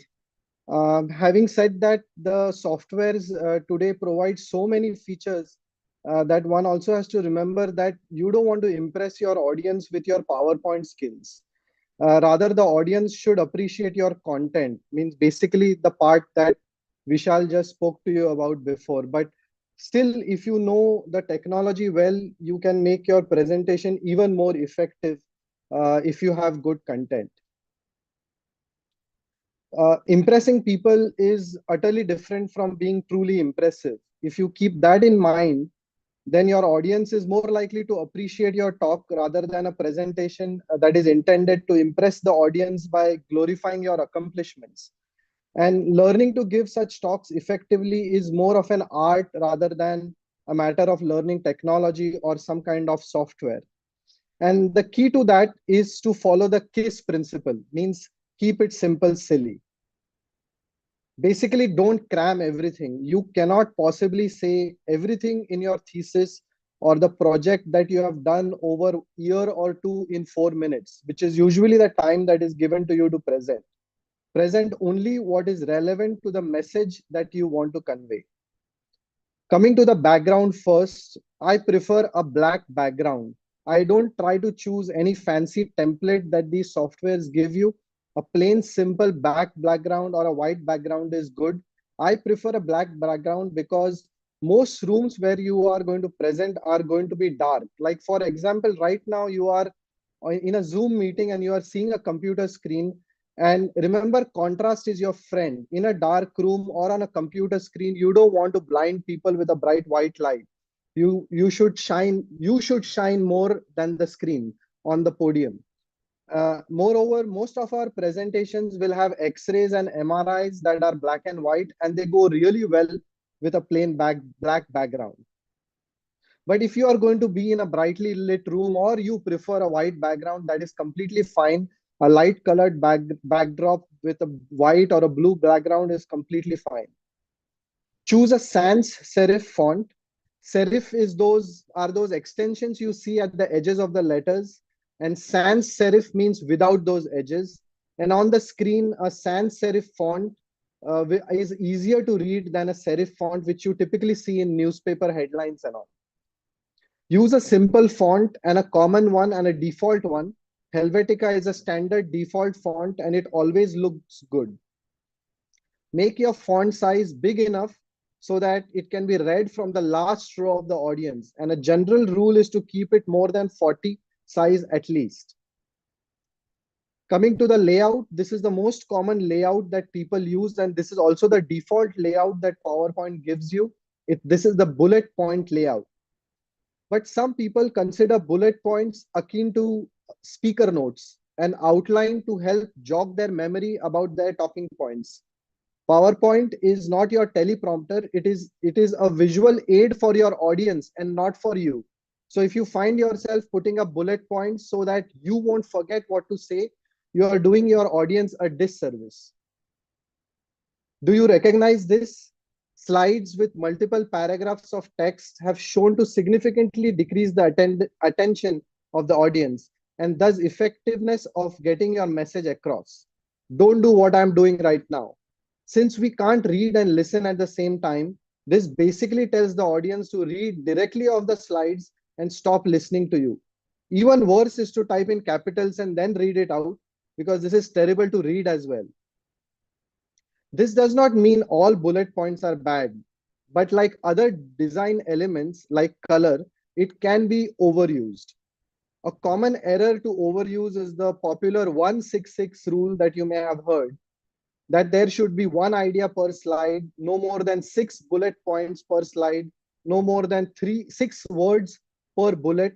And this rule is kind of a made up rule, but it is very popular and it is kind of rubbish. You may not follow it always. Anytime you overuse a layout over and over again, because PowerPoint gives you that default layout every time you create a new slide, if you keep showing them your audience the same thing, people will stop paying attention, and psychologists call this habituation. So you need to spice up your slides and change the variation of your layouts as per the idea that you want to convey. So when do you use bullets? For that, we need to understand what bullets are. Simply, they are just lists.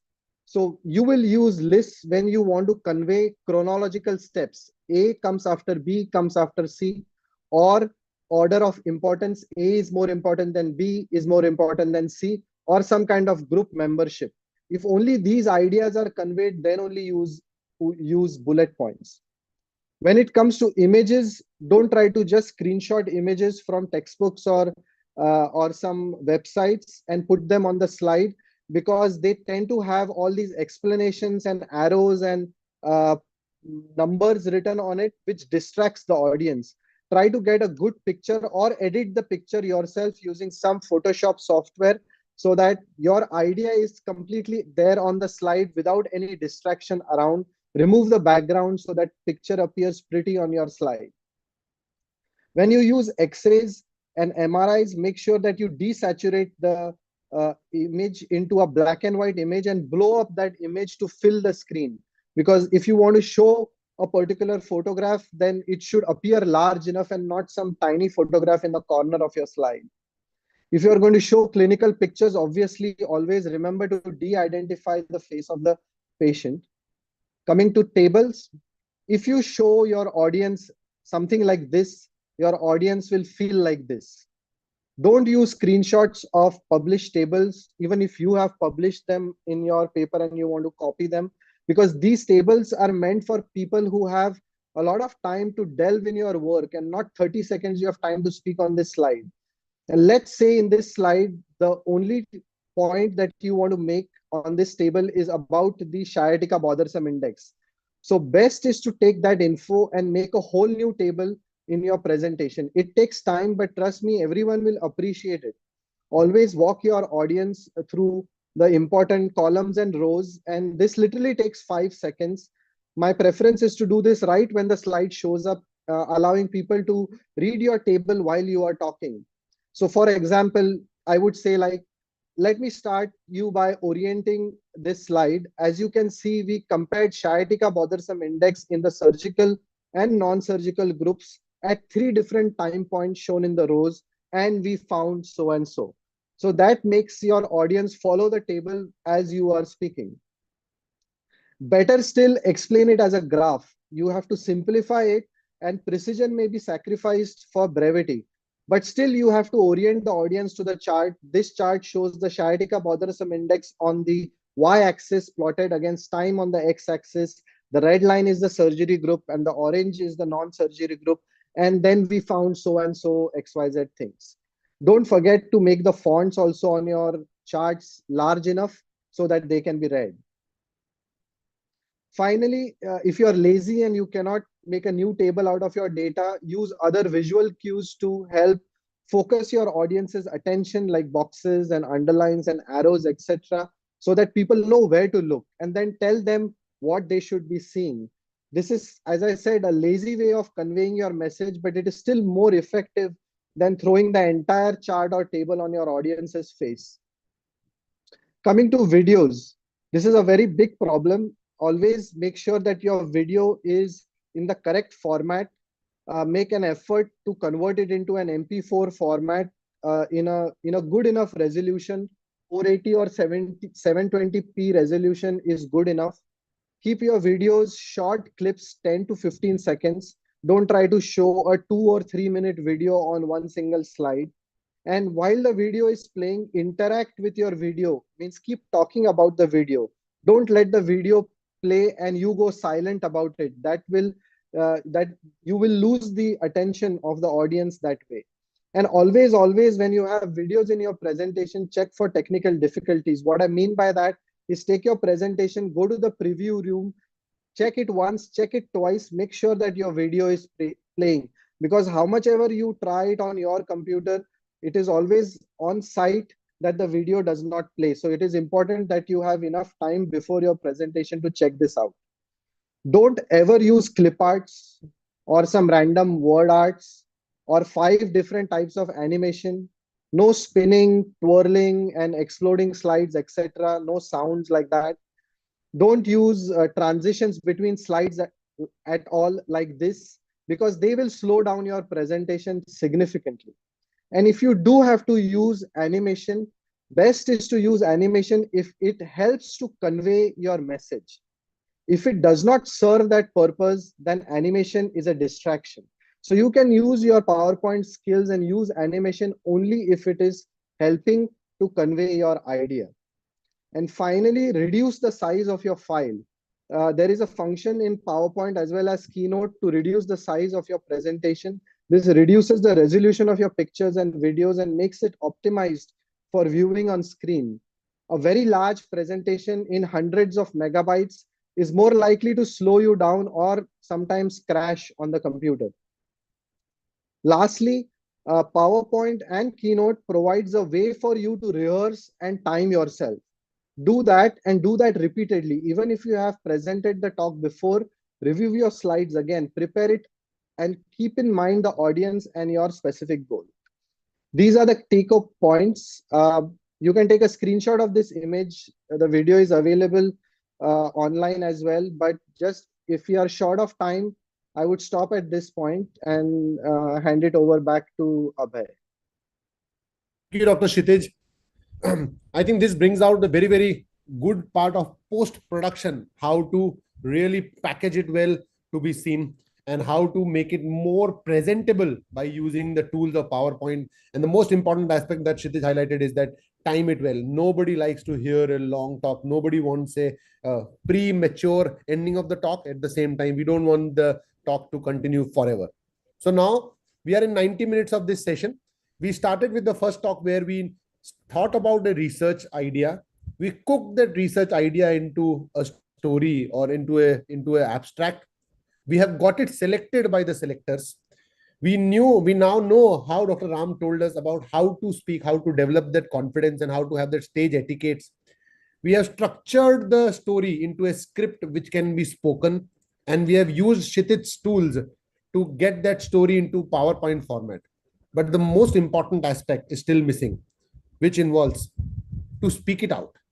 To speak it out in the manner which is more luring, which is more audible, humble, and in such a manner that people start falling in love with you. And unless until you have learned those hacks of public speaking on the stage without fear, you will never master that. And who else? None other than Dr. Abhay Nene, my own mentor, to tell us about the speaking hacks and public speaking skills on stage. Dr. Abhay, to you. So while most of you all are sneakingly watching the match on the side, I'm wondering how I can draw your attention to my talk. And a large part of my attention grabbing technique is going to be how I speak. So it's not just the content of what you put forward, but how you put it forward using the optimum number of words and the right body language is really what matters. So let's see how I can enhance my public speaking abilities in 10 slides. All right. So think about this. What can you do better than a textbook or a podcast? Which means a textbook gives all the information in writing. Why should your audience not go back and read a textbook? Why should they listen to you and see you? A podcast can take it one level higher and make them hear someone speaking the text of the textbook. But why should they still listen to you ahead of both these? So what is your advantage? This is your advantage. As a speaker, you not only have a voice, but you have eyes, you have, of course, your voice, you have your body, and you have emotion. Let's talk about eyes. So the first thing is the nervousness of making eye contact. And when you spin over and get on stage and you start seeing people around you, it makes you nervous. And the hack that I'm going to give you is do not make eye contact. At the same time, don't look away. Look beyond the last row. When you look beyond the last row, everybody thinks that you're looking at them, when in reality, you're not looking at anyone. Remember, while doing this, do not miss one side of the stage, because typically you're placed in one corner. So when you're speaking, look beyond the stage and keep moving your head around so that everybody all over 360 degrees is aware that you're looking at them. Making an eye contact can make you nervous. So initially, I think you should avoid making eye contact. What about the use of voice? If I speak in a language the way I'm speaking right now, which is very, very monotonous, it will not make an impression. You would not want to listen to me. But if I use what is called voice modulation, which means I'm giving an emphasis on some of the words that I want you to understand and going slow on some stuff that I don't need you to understand. So it's the sing-song method of speaking, where a live person is talking to you and a cassette is not being played. Voice modulation, use your voice, use the up and down tonalities as though you're talking to someone in your family, and that will get it right. What about the volume? Remember, in a small audience, keep the volume down. In fact, in a small group, don't even use the mic. If it's a big group, talk softly, but talk into the mic.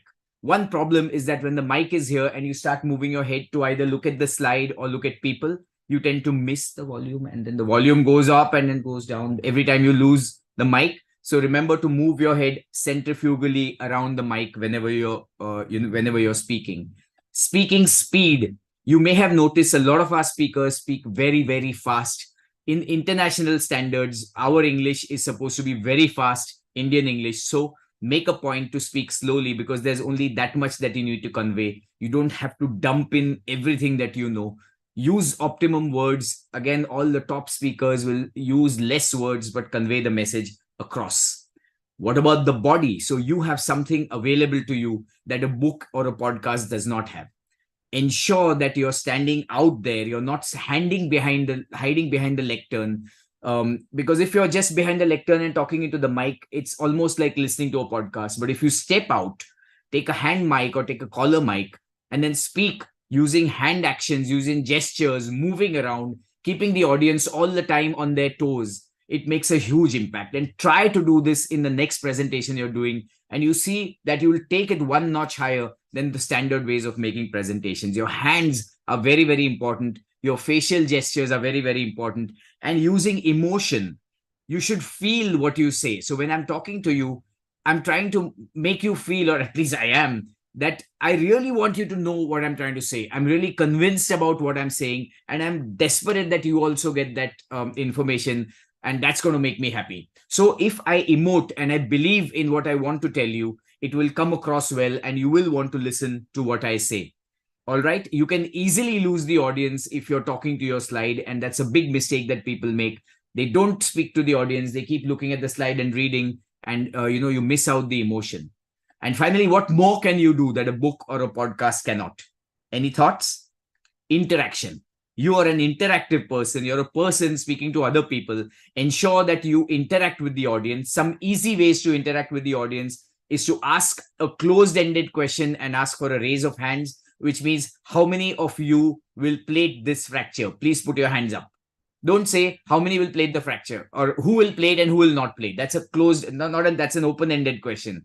How many of you will put a screw in this fragment? Please put your hands up. That's an interaction. It wakes up the audience. Another way to do it is actually to get into the audience. You might have seen so many of our good speakers take the mic and actually get into the audience. You rule those 7 minutes on stage. You can do whatever you want.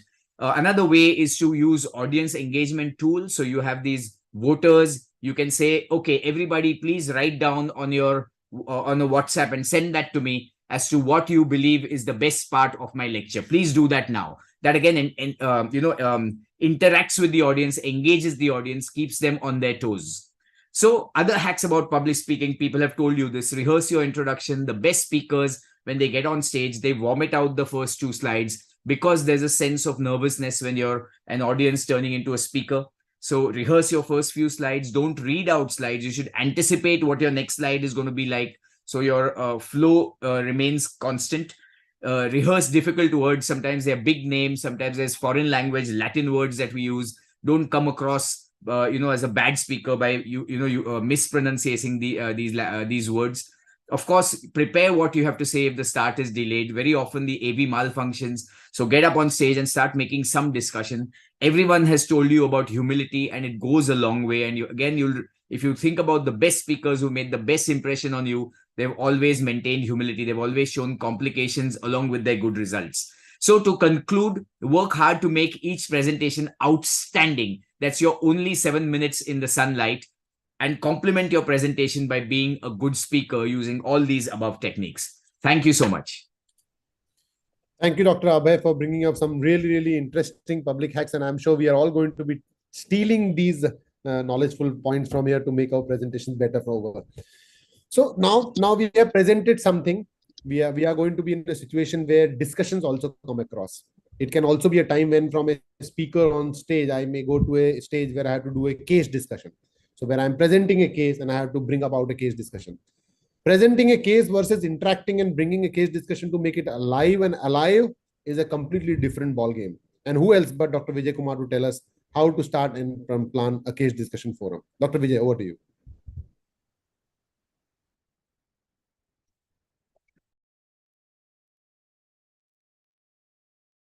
Hi, good afternoon.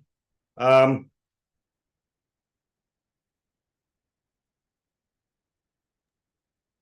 Okay. Am I visible?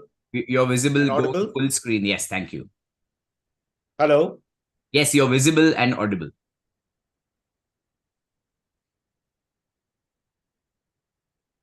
Okay, right. So I'm going to dive straight in the interest of time about how to structure a case discussion. A group discussion, what is it? It is defined as a controlled exchange of knowledge, ideas, and opinions on a particular subject. Now, today, we have to put this in the context of adult education, and we are primarily dealing always with adults. Now, the important thing to appreciate about adults is their learning is motivated, often self-directed, and they are looking for things that are relevant to what they want to learn, and they usually want something to be outcome-driven. Adults learn by reflection, as in thinking about what they are hearing, and by experiential learning, that is, by doing something.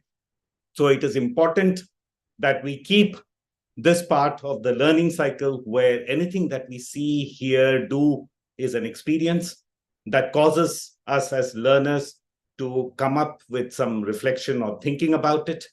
Then we think of what we are going to do about it in terms of what is the solution on offer. And then we put up some action points to say we are going to do this, that, or the other.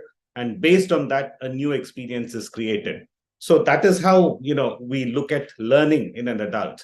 Now, we've heard a lot today about how various aspects of learning, like the lecture. So why a case discussion? Now, if we look at the retention or the amount that is retained from various learning techniques, then although we spend so much time and effort putting up a fantastic lecture, it is important to appreciate that maybe only about 5% of a lecture is retained. That is why Dr. Abhay, Dr. Chatta, all of them emphasize that try and keep your learning points to 2 or 3, whereas a discussion is there in the middle, and you can actually understand that a lot more of a discussion is actually going to be retained. And that is why a group discussion or a case discussion as a learning tool is very good, because the input is multisensory, it is active, it is outcome-driven, and it is relevant to what the audience wants to learn. Retention is better when this new knowledge is applied soon. So it is always better to, give out case discussions where the learners can actually put into practice what they're learning. So with this, we go into the learning outcomes of what I want to bring across today, which is discussion as a learning exercise and what is the importance. I have already shown that. Now, how do we plan a group discussion? And the most important things here are the content or the subject and the environment, or how you're going to set it up. Your own role as a moderator or facilitator, promoting the discussion and participation in the discussion, managing the session, and leaving with a summary.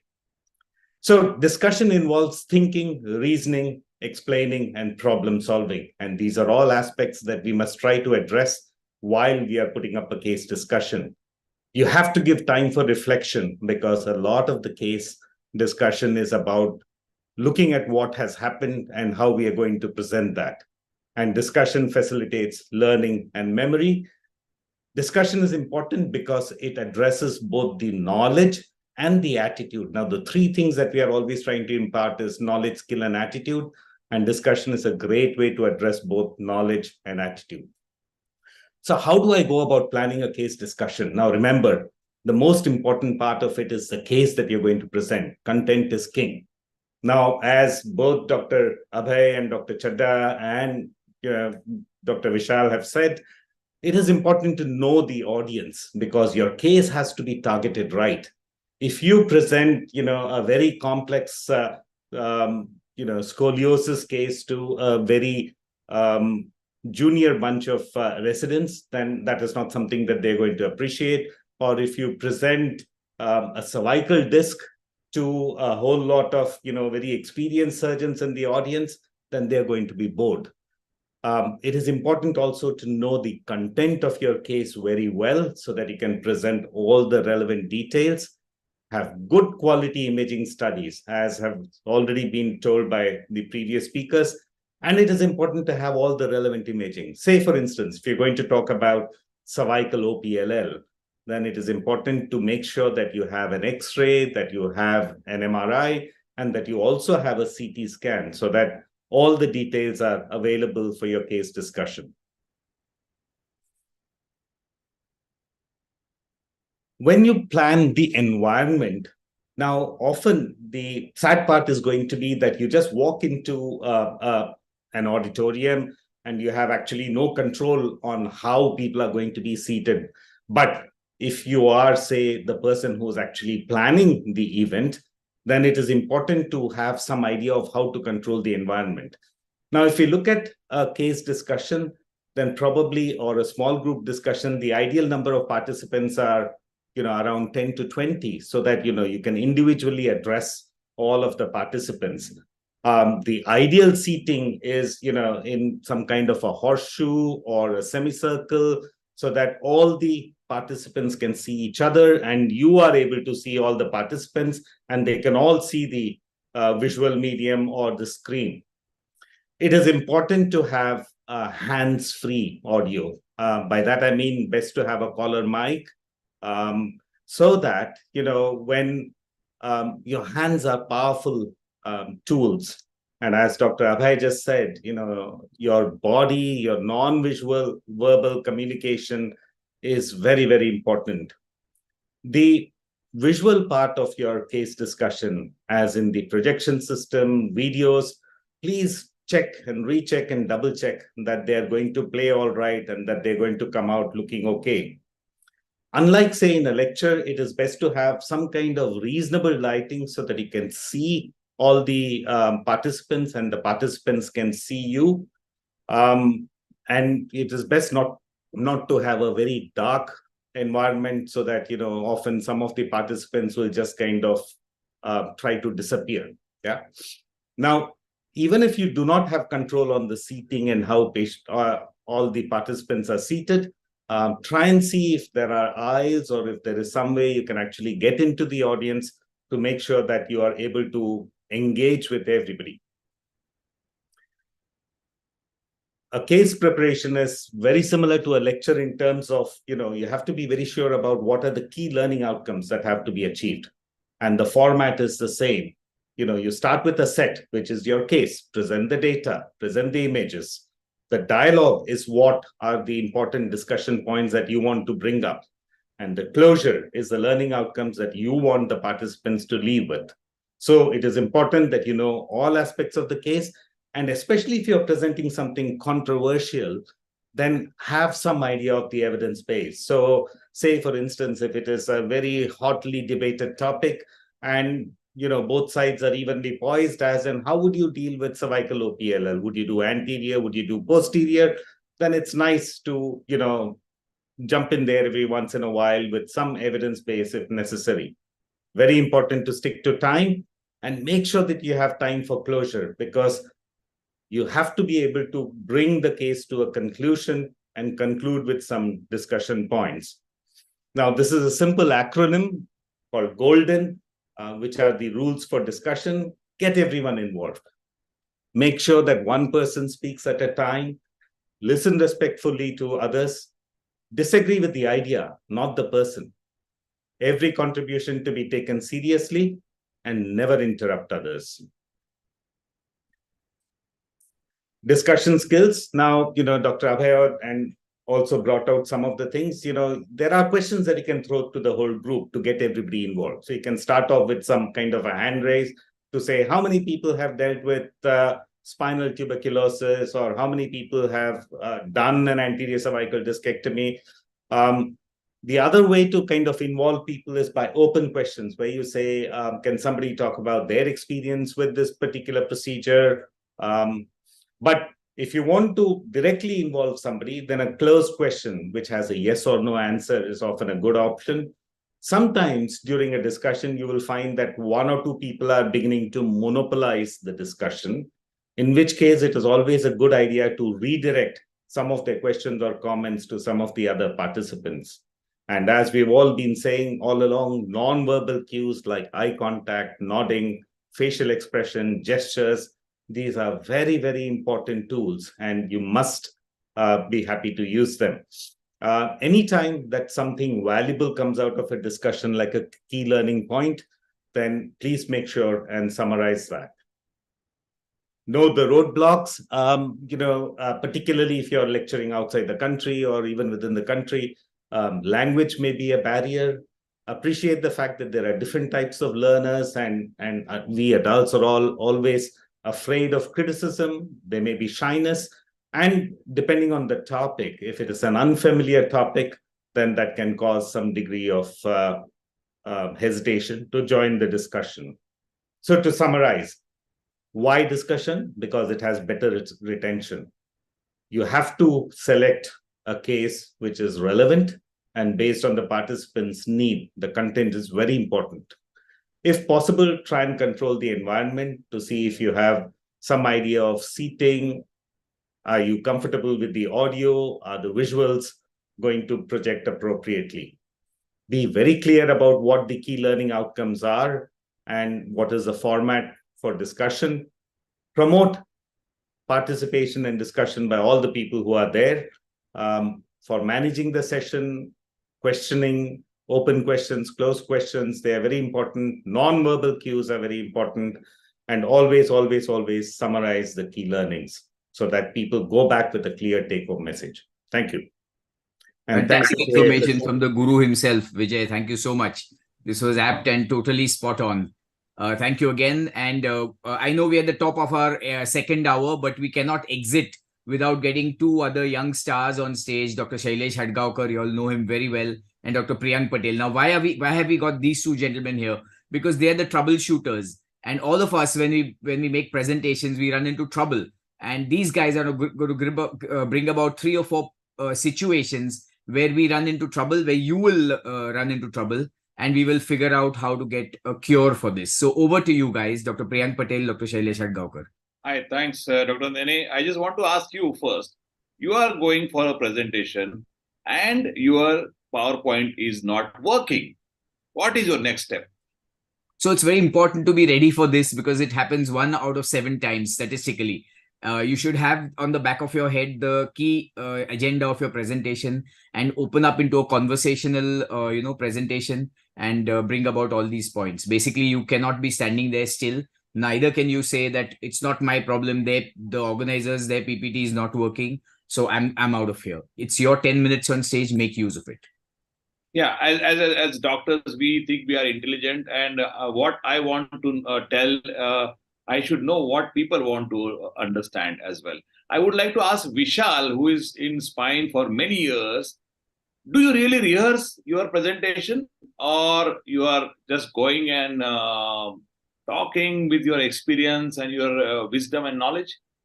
Can all the faculty open their videos, because this is an interactive discussion. Thank you. Go ahead. Dr. Vishal Kundnani. Every time. So my presentations, I mean, even on the potty seat when I'm sitting, it may not be a formal PPT opening in front of laptop and rehearsing. But the moment a allotment of a lecture is given to me, it starts ticking in my mind, and I keep rehearsing in mind that my first slide, second slide, third slide, fourth slide, what am I going to speak about it? How in that 15 seconds I will sum up about that one particular slide, and how within 6 minutes I'll complete my 20 slides. So the rehearsal doesn't have to be necessarily in front of people, in front of laptop, but rehearsal in your mind to create a script of what you're going to speak is extremely important, and I do it so very, very important. And this is something that is Rehearsal very is important. I would like to ask Dr. Kshitij. He is a gadget guru, and Kshitij, if you want to show a surgical demonstration of a video and your video is not working, on stage you are in front of 200 people, what's your backup or what's your next thing what you do? For whatever reason. If it is not working and you can't troubleshoot it, I would do the same thing what Dr. Abhay just mentioned. If it is a video that I have to make a point with and I can't show the video, then I'll talk about that point. You'll talk about It can happen sometimes. You talk about it, and you can have a backup of having photographs ready for showing.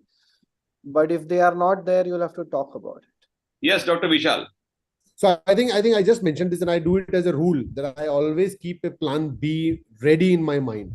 That if my AV is not working till the time the PowerPoint comes up on the screen, or if something goes wrong, or if my video is not working, or the channel has blocked, a plan B is always in my mind even before I step on the stage, that if something goes wrong, what will I do at that time? And that plan B usually is a case discussion or a audience poll or a audience question. Like Dr. Abhay mentioned, open-ended question. Or if something is gone wrong, I'll just walk into the audience and take a mic in hand and put a question to them for a specific answer from some subject matter expert. So that plan B always works, and it makes attention come back to the topic. Yeah, and last question, Dr. Vijay. Yeah. If the topic is 6 to 7 minutes is the time, how much is a good slide, or how much you think you should talk? You know a lot about that subject and you really want to talk a lot. See, always remember that less is more. And secondly, as you know, Abhay and all the others have pointed out, we end up talking too fast.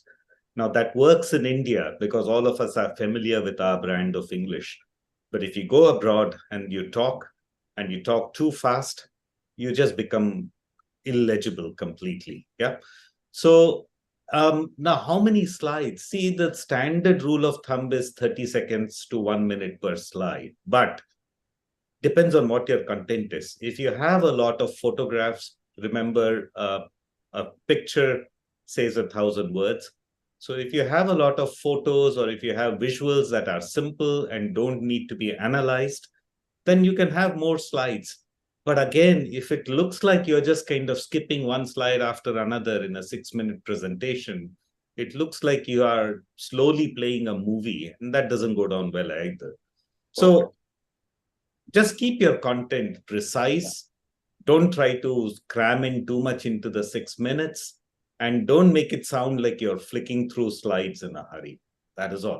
Yes. One question to Ajoy. Dr. Ajoy, do you really plan your presentation, or you with your as work Vishal experience, said, you just... whenever I have got a presentation, I plan, mentally rehearse my presentation, and I also rehearse the presentation on a computer. Only thing is because to stick to time. That's why if you do not rehearse your presentation on the computer, you will never be able to stick to time. As Vijay said, I mean, we basically add a lot of things. Therefore, if you think that you have all the things on your presentation, but when you rehearse, you realize that all the slides add up to 10 to 12 minutes of your time, whereas you are allotted only 8 minutes. Personally, I rehearse mentally as to how to frame the talk to bring about it as a story, and rehearse overall to reduce the time. You want to say, if you fail to plan, you plan to fail. Yes, I agree. I would like to ask Priyank to take over now. So I'm going to jump in here because I'm the youngest of the lot over here, and I have gone through all the difficulties that we have been talking all throughout. And just to summarize the entire session, I would like to put forth 2-3 scenarios which we younger generation people face when we go on stage. So which will actually summarize the entire session. So I go up to the stage. In the morning, I've had 2-3 cups of coffee. I've been up late night. I'm already stressed, anxious. I'm seeing all my teachers in front of me, and I go on stage and I freeze. So, Dr. Ajoy Shetty, sir, what would you tell me at that stage? The things that I need to do 1, 2, 3, 4 to get back on track and nail the presentation. The most important thing when you first start your presentation, I think if you have heard Abhay, you should always know what you're going to speak first. I mean, you should mentally rehearse. If you want to think, respected chairpersons, my dear friends, my talk would be on. And the first few slides, don't try to look at the audience.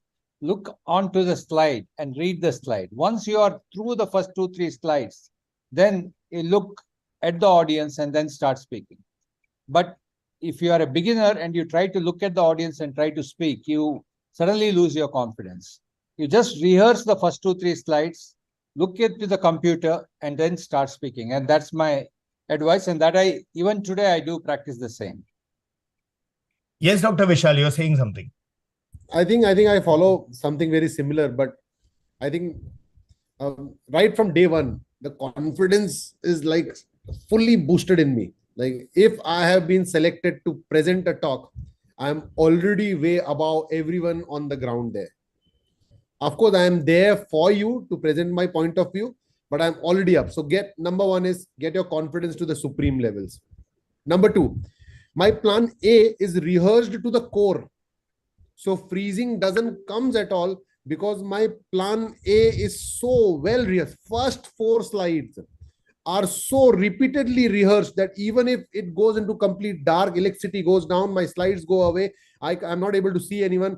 The moment I'm on the stage, I'll start speaking about it. So I have crammed up my 4 slides in such a manner that I start there and I always start my first slide immediately. Even before the presentation comes up, I would start with my first 4 slides and then the sequence automatically follows. Just would like to ask the senior faculty and Dr. Basu also, do you really copy presentations from the internet or what for a beginner if he's got less time? What is your take on it? Because a lot of time we see some people are just taking the presentation from online, which is available. What is your take on Dr. Basu? Thanks, Shailesh. I do not remember of a situation where I've copied a presentation, but I do remember situations when I have educated myself through PowerPoint presentations available on the internet. And audience are smarter guys sitting in front of you. So if you really copy paste a presentation which is available on the internet, they're going to catch you.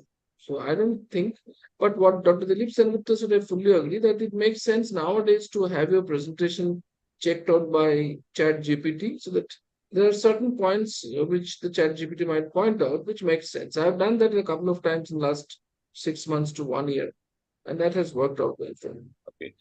One important question. In the initial phase of your practice, you're busy and you go to the conference and you're preparing your talk at a very last minute, and at late night you're going to the room in the conference hotel and you're preparing it till 2 o'clock or 3 o'clock in the morning. And same thing after 10 years and 15 years and 20 years of practice, because you're very busy and you're not getting time to prepare your presentation. You're preparing it at the last minute and you have a talk at 8. What is your take on it? And a lot of people we see in routine practice, though we talk about preparing in advance and practice, do you really, what can be done for this? I would like to ask Dr. Nene. I think in the end, you should make your talk special. Like every 7 minutes you have on stage is the advertising that you do for yourself. That's the only way I can put it. So you have to make it special. If you think that you can do it with an overnight, attempt at, putting something together, so be it. I think as we get more experience, sometimes we can, mix and match slides and make a talk at night. And if you're really busy, you can do it. But if there is a date like 15th of some month, okay, I'm going to give a talk. What is your plan? The minute I accept a talk, I start thinking about it. The day I accept it, I have accepted a talk in February right now, and I'm already thinking about it and making notes. Do you really want to prepare your talk at least 48 hours before the presentation? 3 months before, the minute I accept. 3 months. What about you, But Dr. Abhay is not so generous, He gives me 3 days to give a lecture. But Yeah, you're yeah, there, you have to yeah. do it. I know. And yeah, I know. Okay, I just want maybe how much time is a good time for keeping your talk ready with at least one rehearsal? I would like to ask all of you, Dr. Vishal. I never do this. I mean, in fact, I give up changing my slides 2 days in advance. I mean, during my conferences, you would have seen. I would like to ask I'm never on Priyank. my computer. I Yeah. finish everything 48 hours before. Well, I have a. Yeah, Kshitij. Yeah, Kshitij. I mean, before selecting only, you have to think of it. If you are going to accept a talk, you have to think about whether you are going to have time for it or not. You can't accept the talk and then say that you don't have time for it. You will have to make time for it. Perfect. Or you have to learn to say no. I have said no several times because I know that I won't be able to do justice to it in enough time. So then you be firm and say that it's not possible. I can't do it. No. At a beginning stage of your career, how much Irrespective, time is a good time for you to prepare the talk? Is the question. it depends. It depends. It depends on the talk. It depends on whether you already have a slide deck with you about that topic or not, because every time you give a talk, it is a different talk. You may have slides on OPLL and you think that, I can just use my old slides, but you don't. You use them, you have to just rehash them. So generally, if you already have a slide deck with you, then maybe it might take you a week or so. But if you're going to start from scratch, it might take you a month. Depends on the topic. Perfect. So if at this stage, if you have really done our due diligence and made a very wonderful talk, but unfortunately, because of issues of flights or trains, not reaching on time, we don't reach the venue. How do you handle this? Dr. Vishal, I have seen you tackling multiple different halls and multiple different presentations at a time. So how do you handle such a situation? I mean, I give up my completeness to the presentation. I mean, if I have committed, I reach there well in time. I don't remember. Yeah. But the flight is cancelled. How you will reach there? Oh yes, in that situation, you have to call up your buddy. You have to call up someone whom can do justice to the talk. If not, like you, at least better than you or at par with you. Some of your colleague with whom you can share your slides. And now in this world of technology, you can actually do it from home and send the video to him. I would like to ask you, Vishal, how will you send? At times that presentations are quite large. What is your take? How do you send these presentations if you are stuck in one? Exactly. The wonderful question. Exactly, this is what happened last month, Shailesh. If you remember, I had shared my presentation with you, and the trick that I followed was what Kshitij just showed us, that go on the PPT, compress all the pictures there, make it like a small file, and if you can make a video of what you will speak on what slide, that is like the best heads up for the locum that you are going to appoint for yourself. Your friend will get a heads up. What any other take on it, Priyank? It's important not to leave the organizers high and dry.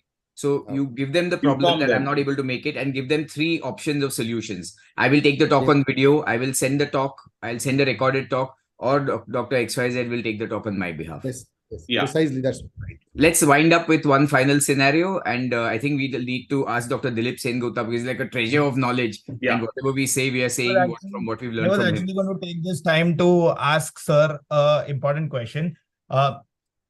Sometimes this does happen to us, especially when the junior colleagues are presenting on stage and you see your teachers, senior colleagues out there, and you have been given a topic which is going to be create that polarity in the audience. So I'm giving a talk in a minimally invasive conference with the title saying that open TLIF has better results than minimally invasive TLIF. Now, this I'm sure that I'm going to be hit hard by everyone around.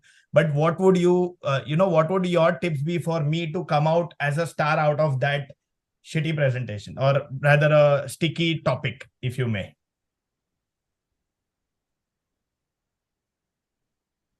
Dada, you are muted.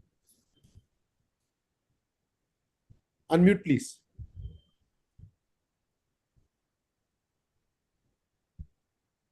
Sorry about that. I was really enjoying all the discussion from the youngsters. To answer the last question is that you are giving some breaking news or disruptive talk against the common notion. As long as you believe what you are talking about it, and you proudly believe it, and you have got a valid reason to say that, then don't be afraid and present it.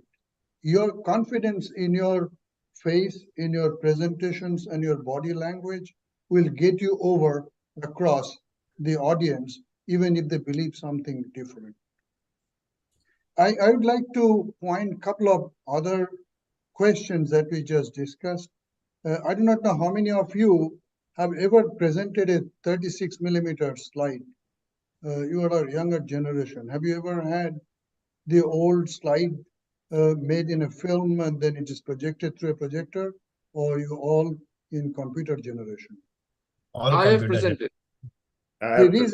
The reason I asked that when we used to present not with the computer, say prior to 1995, it was all slide presentations. And in those days, our slides were ready even 2 weeks back. And then as the technology evolved, that you can shoot the picture and you can mount the film, cut it yourself on a plastic projector, then you are no longer dependent on the technician in a shop that you have to give it to them for 2 months or 1 month at a time. We were finishing it off like 1 week just prior to leaving and for the conference. But it was all done. So even a week prior to your presentation, that's all you have. You can reorganize your slide, but cannot add any new slide if you haven't created it. It is the problem created by the new technology with PowerPoint that we can change it. And that's when the question comes up how busy we are as an excuse that because I was busy, so my lecture is not prepared even the day before or sometime even night before. And sometime you will find a busy presenter is presenting or working on their talk even while other person or the previous speaker is on the podium. And that's the bad influence that has gone to us with the advent of technology. Lovely. So that's a lovely synopsis. Thank you, Dilipda. We are right at the end of our time, and I'd love for this last 10 minutes to be a practical exercise. You'll see what it is when it plays out. Go ahead, Vishal.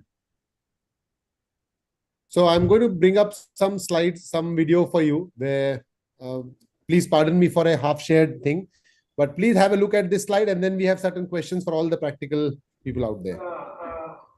We should look for the two important parameters also. What these parameters? One is teardrop angle. What is the teardrop angle? This prominent part on the polar rim of the linear fashion. And you should look for in the every X-ray of the distal radius. You should look for this. And this is the long axis of the distal radius. And this is the central line, central axis of the teardrop. And this forms the angle. This is known as teardrop angle. And this is normally it is about 70 degrees. Okay? Like you can see in this case, the teardrop angle has decreased. So you have to restore this anatomy. I'll want to stop here and play another video from the same speaker. It just brings out some more pointers, and then we have some questions for all of you. Normal area also. So that you can compare both the CT scans. We should look for the four corners in the distal radius. जैसे कि tibia में हम पढ़ते हैं ना, tibia में anterior, anteromedial में दो, anteroposterior, lateral में like this. We should look for the four corners in this area: the radial corner, radial area, dorsal area, volar area, or ulnar area.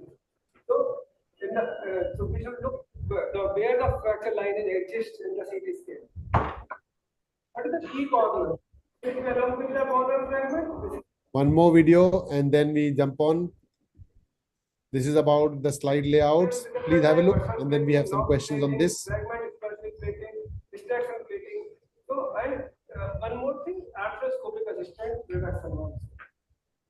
The criteria for the surgery, the combination is more than 50% from dorsal to call dot.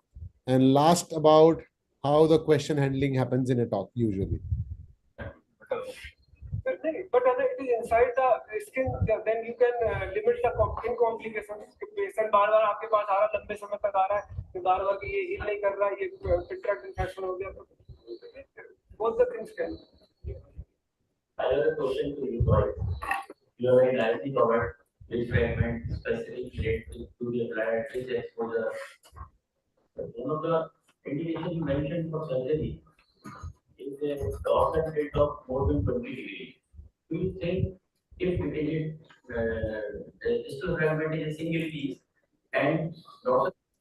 With this, my questions to the faculty members. Dr. Abhay, starting with you. So what did you like about this presentation? I'm sure we all have our reason, means there are pros and cons, but please highlight 5 good things about this presentation. Yes, 5 good things. He was standing outside of the lectern. He was making his body being seen. He was using hand gestures. He had very clear slides with pictures and well-labeled x-rays. He didn't have a lot of content of writing in his lectures, and he spoke in a slow, affable manner. I think these were the 5 good points about his lecture. Very, very important message. Use of body language. Be slow, clear, crisp. Your slide layout has to be clean. The content and layout was good. He was able to convey his message using his body language, changing from Hindi to English, English to Hindi. And he was standing out of the podium, being seen out totally. Priyank, what did you not like about the slides part? What did you not like about the PowerPoint making? So one is that the gentleman was trying to emphasize a lot on the X-rays. I would like to have that X-rays in a bit better manner with a black background and just projecting the photo with animations around the point that you want to specifically mark rather than having it on a multiple colored background. Kshitij, what could have been changed in the PowerPoint layout in this particular presentation? You saw the slides. They were a little jazzy. There was something else. And then there is a thank you slide, which is seen there. How could we make it better? Sorry. I couldn't see those slides very well, but I think he was on that slide for a very long. If you put a lot of content on the slide, then the people just don't know where to look at first. So if you are explaining multiple things on the same slide, so he could have broken that up into multiple parts and then spoken about it. Because like if you have like 3 different X-rays and then you start speaking about the first X-ray and already the other 2 X-rays are already displayed, then you are talking about the first X-ray, but the audience is looking at the last X-ray. So it kind of gets distracting. Or then you use animation and make the others disappear, and people just should look what you are talking about. Yeah. Also, one more message, like I use my carry-home messages, which I really want to display. That is my last slide. My last slide is not a thank you slide. It is always a carry-home message slide, and thank you becomes a small portion of it in the corner with my email ID, so that my delegates, if they want to reach out to me, they can reach out to me. So always your last slide is the carry-home message, because it stays. Like if you see here, thank you doesn't stay. So leave it with your carry-home message and a small thank you with the email ID. Always that should be your last slide, and that is what change that I would want to prefer. So Dr. Vijay, we saw the speaker using a lot of laser pointer, and sometimes we really tend to use. So any tips and tricks to improve the use of pointer, and was it a good way of doing it here, or it could have been better? Okay, one of the important things to understand is that when we are using a laser pointer, we are actually facing our own presentation. Yeah. And so rather than sort of facing the audience and being able to interact with them, you're looking at your own presentation, pointing out things. So sometimes it's more useful to use a little mouse so that, you are still being able to look at the audience, and you can just kind of point with your mouse at whatever relevant things you want to point. The other important thing to remember about a laser pointer is to switch it off when you're not pointing at things. Very often, you're shining it into the audience, and that can be both annoying and dangerous. Yeah. So that is the thing about pointers. So yeah, so you can actually use, like he's using that mouse there. You can use a mouse and then show things. But like all gestures, you can do too much of it. So if you're constantly on the mouse and wiggling things around, then the audience is distracted. So Right. So it's very, very important to understand that these pointers sometimes, because they are laser pointers, sometimes if you point it towards the audience, it can really hit their eyes. They'll be annoyed. Keeping it off is very important. Use it very optimally, very subtly, and for very, very specific purpose. Using your mouse arrow on the screen, like what I am doing, is a distractive measure. It can take away the attention from where the speaker is speaking, and your eyes can get directly go to that side. Dr. Basu, we saw him taking some questions. We saw the speaker taking questions, and this is his body language. What could have been better, and what is good about this? Dr. Basu. Hello. Yeah, Dr. Basu, we can hear you. Yeah, just repeat your question once. So, how to handle the questions? Any tips and tricks, and how could our speaker have done better? What is the problem here you see, and what should not have happened? Do's and don'ts when you handle a question raised to you either by chairperson or So the by question, answers to questions should be brief, and they should be taken one at a time. You know, we in the initial part of my lecture, when Abhay asked two questions, I answered the first and then again forgot the second. So it's nice to take one question at a time, give short, brief answers. I think that's it. I mean, we should stick to that. Elish, Dr. Ram spoke about some body language to use, your gesture, your standing posture while handling questions. Do you think this posture is a good way to handle it, or maybe probably maybe folded hands or just simple easy standing rather than keeping hands in the pocket? Probably that can be avoided. So hands in the pocket or a front facing with hands folded is seen as a gesture of not being humble, and it is sometimes comes out a little arrogantly. And I think the hands at the back or just standing with your hands folded in front of you is a good body posture to use, and this is something that comes very handy over there. Dr. Ajay Shetty sir, what other things do you see in this presentation that could become better when I go and give the same presentation ahead? We heard about 5 good things: body language, standing out of podium, being fluent, being slow, less content on the slides. We heard about the positive inputs of body posture. We heard about the pointer. We heard about getting the carry home message slide. We heard about the sequencing. What else do you think in this presentation could have been better? It's very difficult to comment because basically we are not able to see the overall presentation well. But I think the voice modulation would have been better. I mean, basically the voice was very monotonous. I was not able to see, is there anything that is important which you are highlighting? I mean, I think his voice modulation would have made the presentation much more better, giving emphasis on certain things. Right. Dr. Abhay, your point. Fantastic. No, I thought that we are at the end of 2.5 hours, Vishal. So this brought this out beautifully.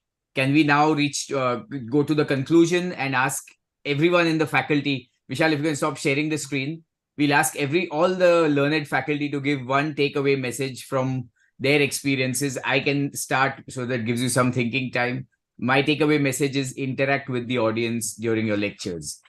Vishal? Prepare well in advance, rehearse your talk very fluently and get a sequence and layout. Carry home message should be strong. Shailesh? Rehearse, and rehearse. That's it. Kshitij? Start with a blank slide and keep it simple. Dr. Sengupta? I'll conclude by commenting on the very last question we are talking about, how this presenter handled the question. I think one good way of answering a question is to take a minute, pause, listen what they said, and you thank them for asking the question and say, yes, that's a very good question. You answered it briefly, and then you end, did it answer your question? Did I answer your question? Is that clear? And it's a very nice, polite way of interacting with the audience and make them feel they're important too. Lovely. Thank you. Basudha? Make it short and simple. Don't try to say everything what you want to say. Just few points away from that. Ajay? Yeah, I would agree. I mean, one is rehearse. Number 2, let it be a story. It is there should be a sequence. You follow the flow. Keep it short. Don't try to include whatever you have prepared into the talk, so that they go out with at least 4 or 5 points at the end of your talk. Priyank? Get up there, pause, breathe, and deliver. Don't worry about what people are going to think about you. Super. Vijay? Okay. Most important, I think, in any presentation is what is the learning outcome? What do you actually want people to go out thinking, feeling, doing at the end of your presentation? So I think the whole thing should hinge on your conclusion slide, and everything that you put on the slide should lead up to that message. Yeah. Fantastic. I think, Vishal, this has been the extremely enriching 2.5 hours. It's given a run for the money for India beating England also. I would rather be here than watching that game. So thank you, faculty. You all have brought to the table too much information. We've put this information on a website. Vishal will send you the details of the website. You can go over this again and again. I'm going to go over this again and, take everything that I can from these stars that, shown on us this evening. And I'm going to thank Dr. Basu for this excellent venture from the ASSI and Dr. Vishal for this excellent venture from ASSICON 2024. And Vishal, if you can conclude today's session, thank you all. Thank you. I take this opportunity to thank all our respected faculty members for sparing time to make this possible. And I really hope that this helps all the presenters, not only for ASSICON, but for future, to learn from the tips and tricks that we have shared and make a standard to always look after for in future years to come. Thank you, everyone. And thank you all the delegates. See you in ASSICON. We are going to have a bigger, better show than ever. ASSICON 24 is waiting for you. Good night. Good night. Good night. Bye.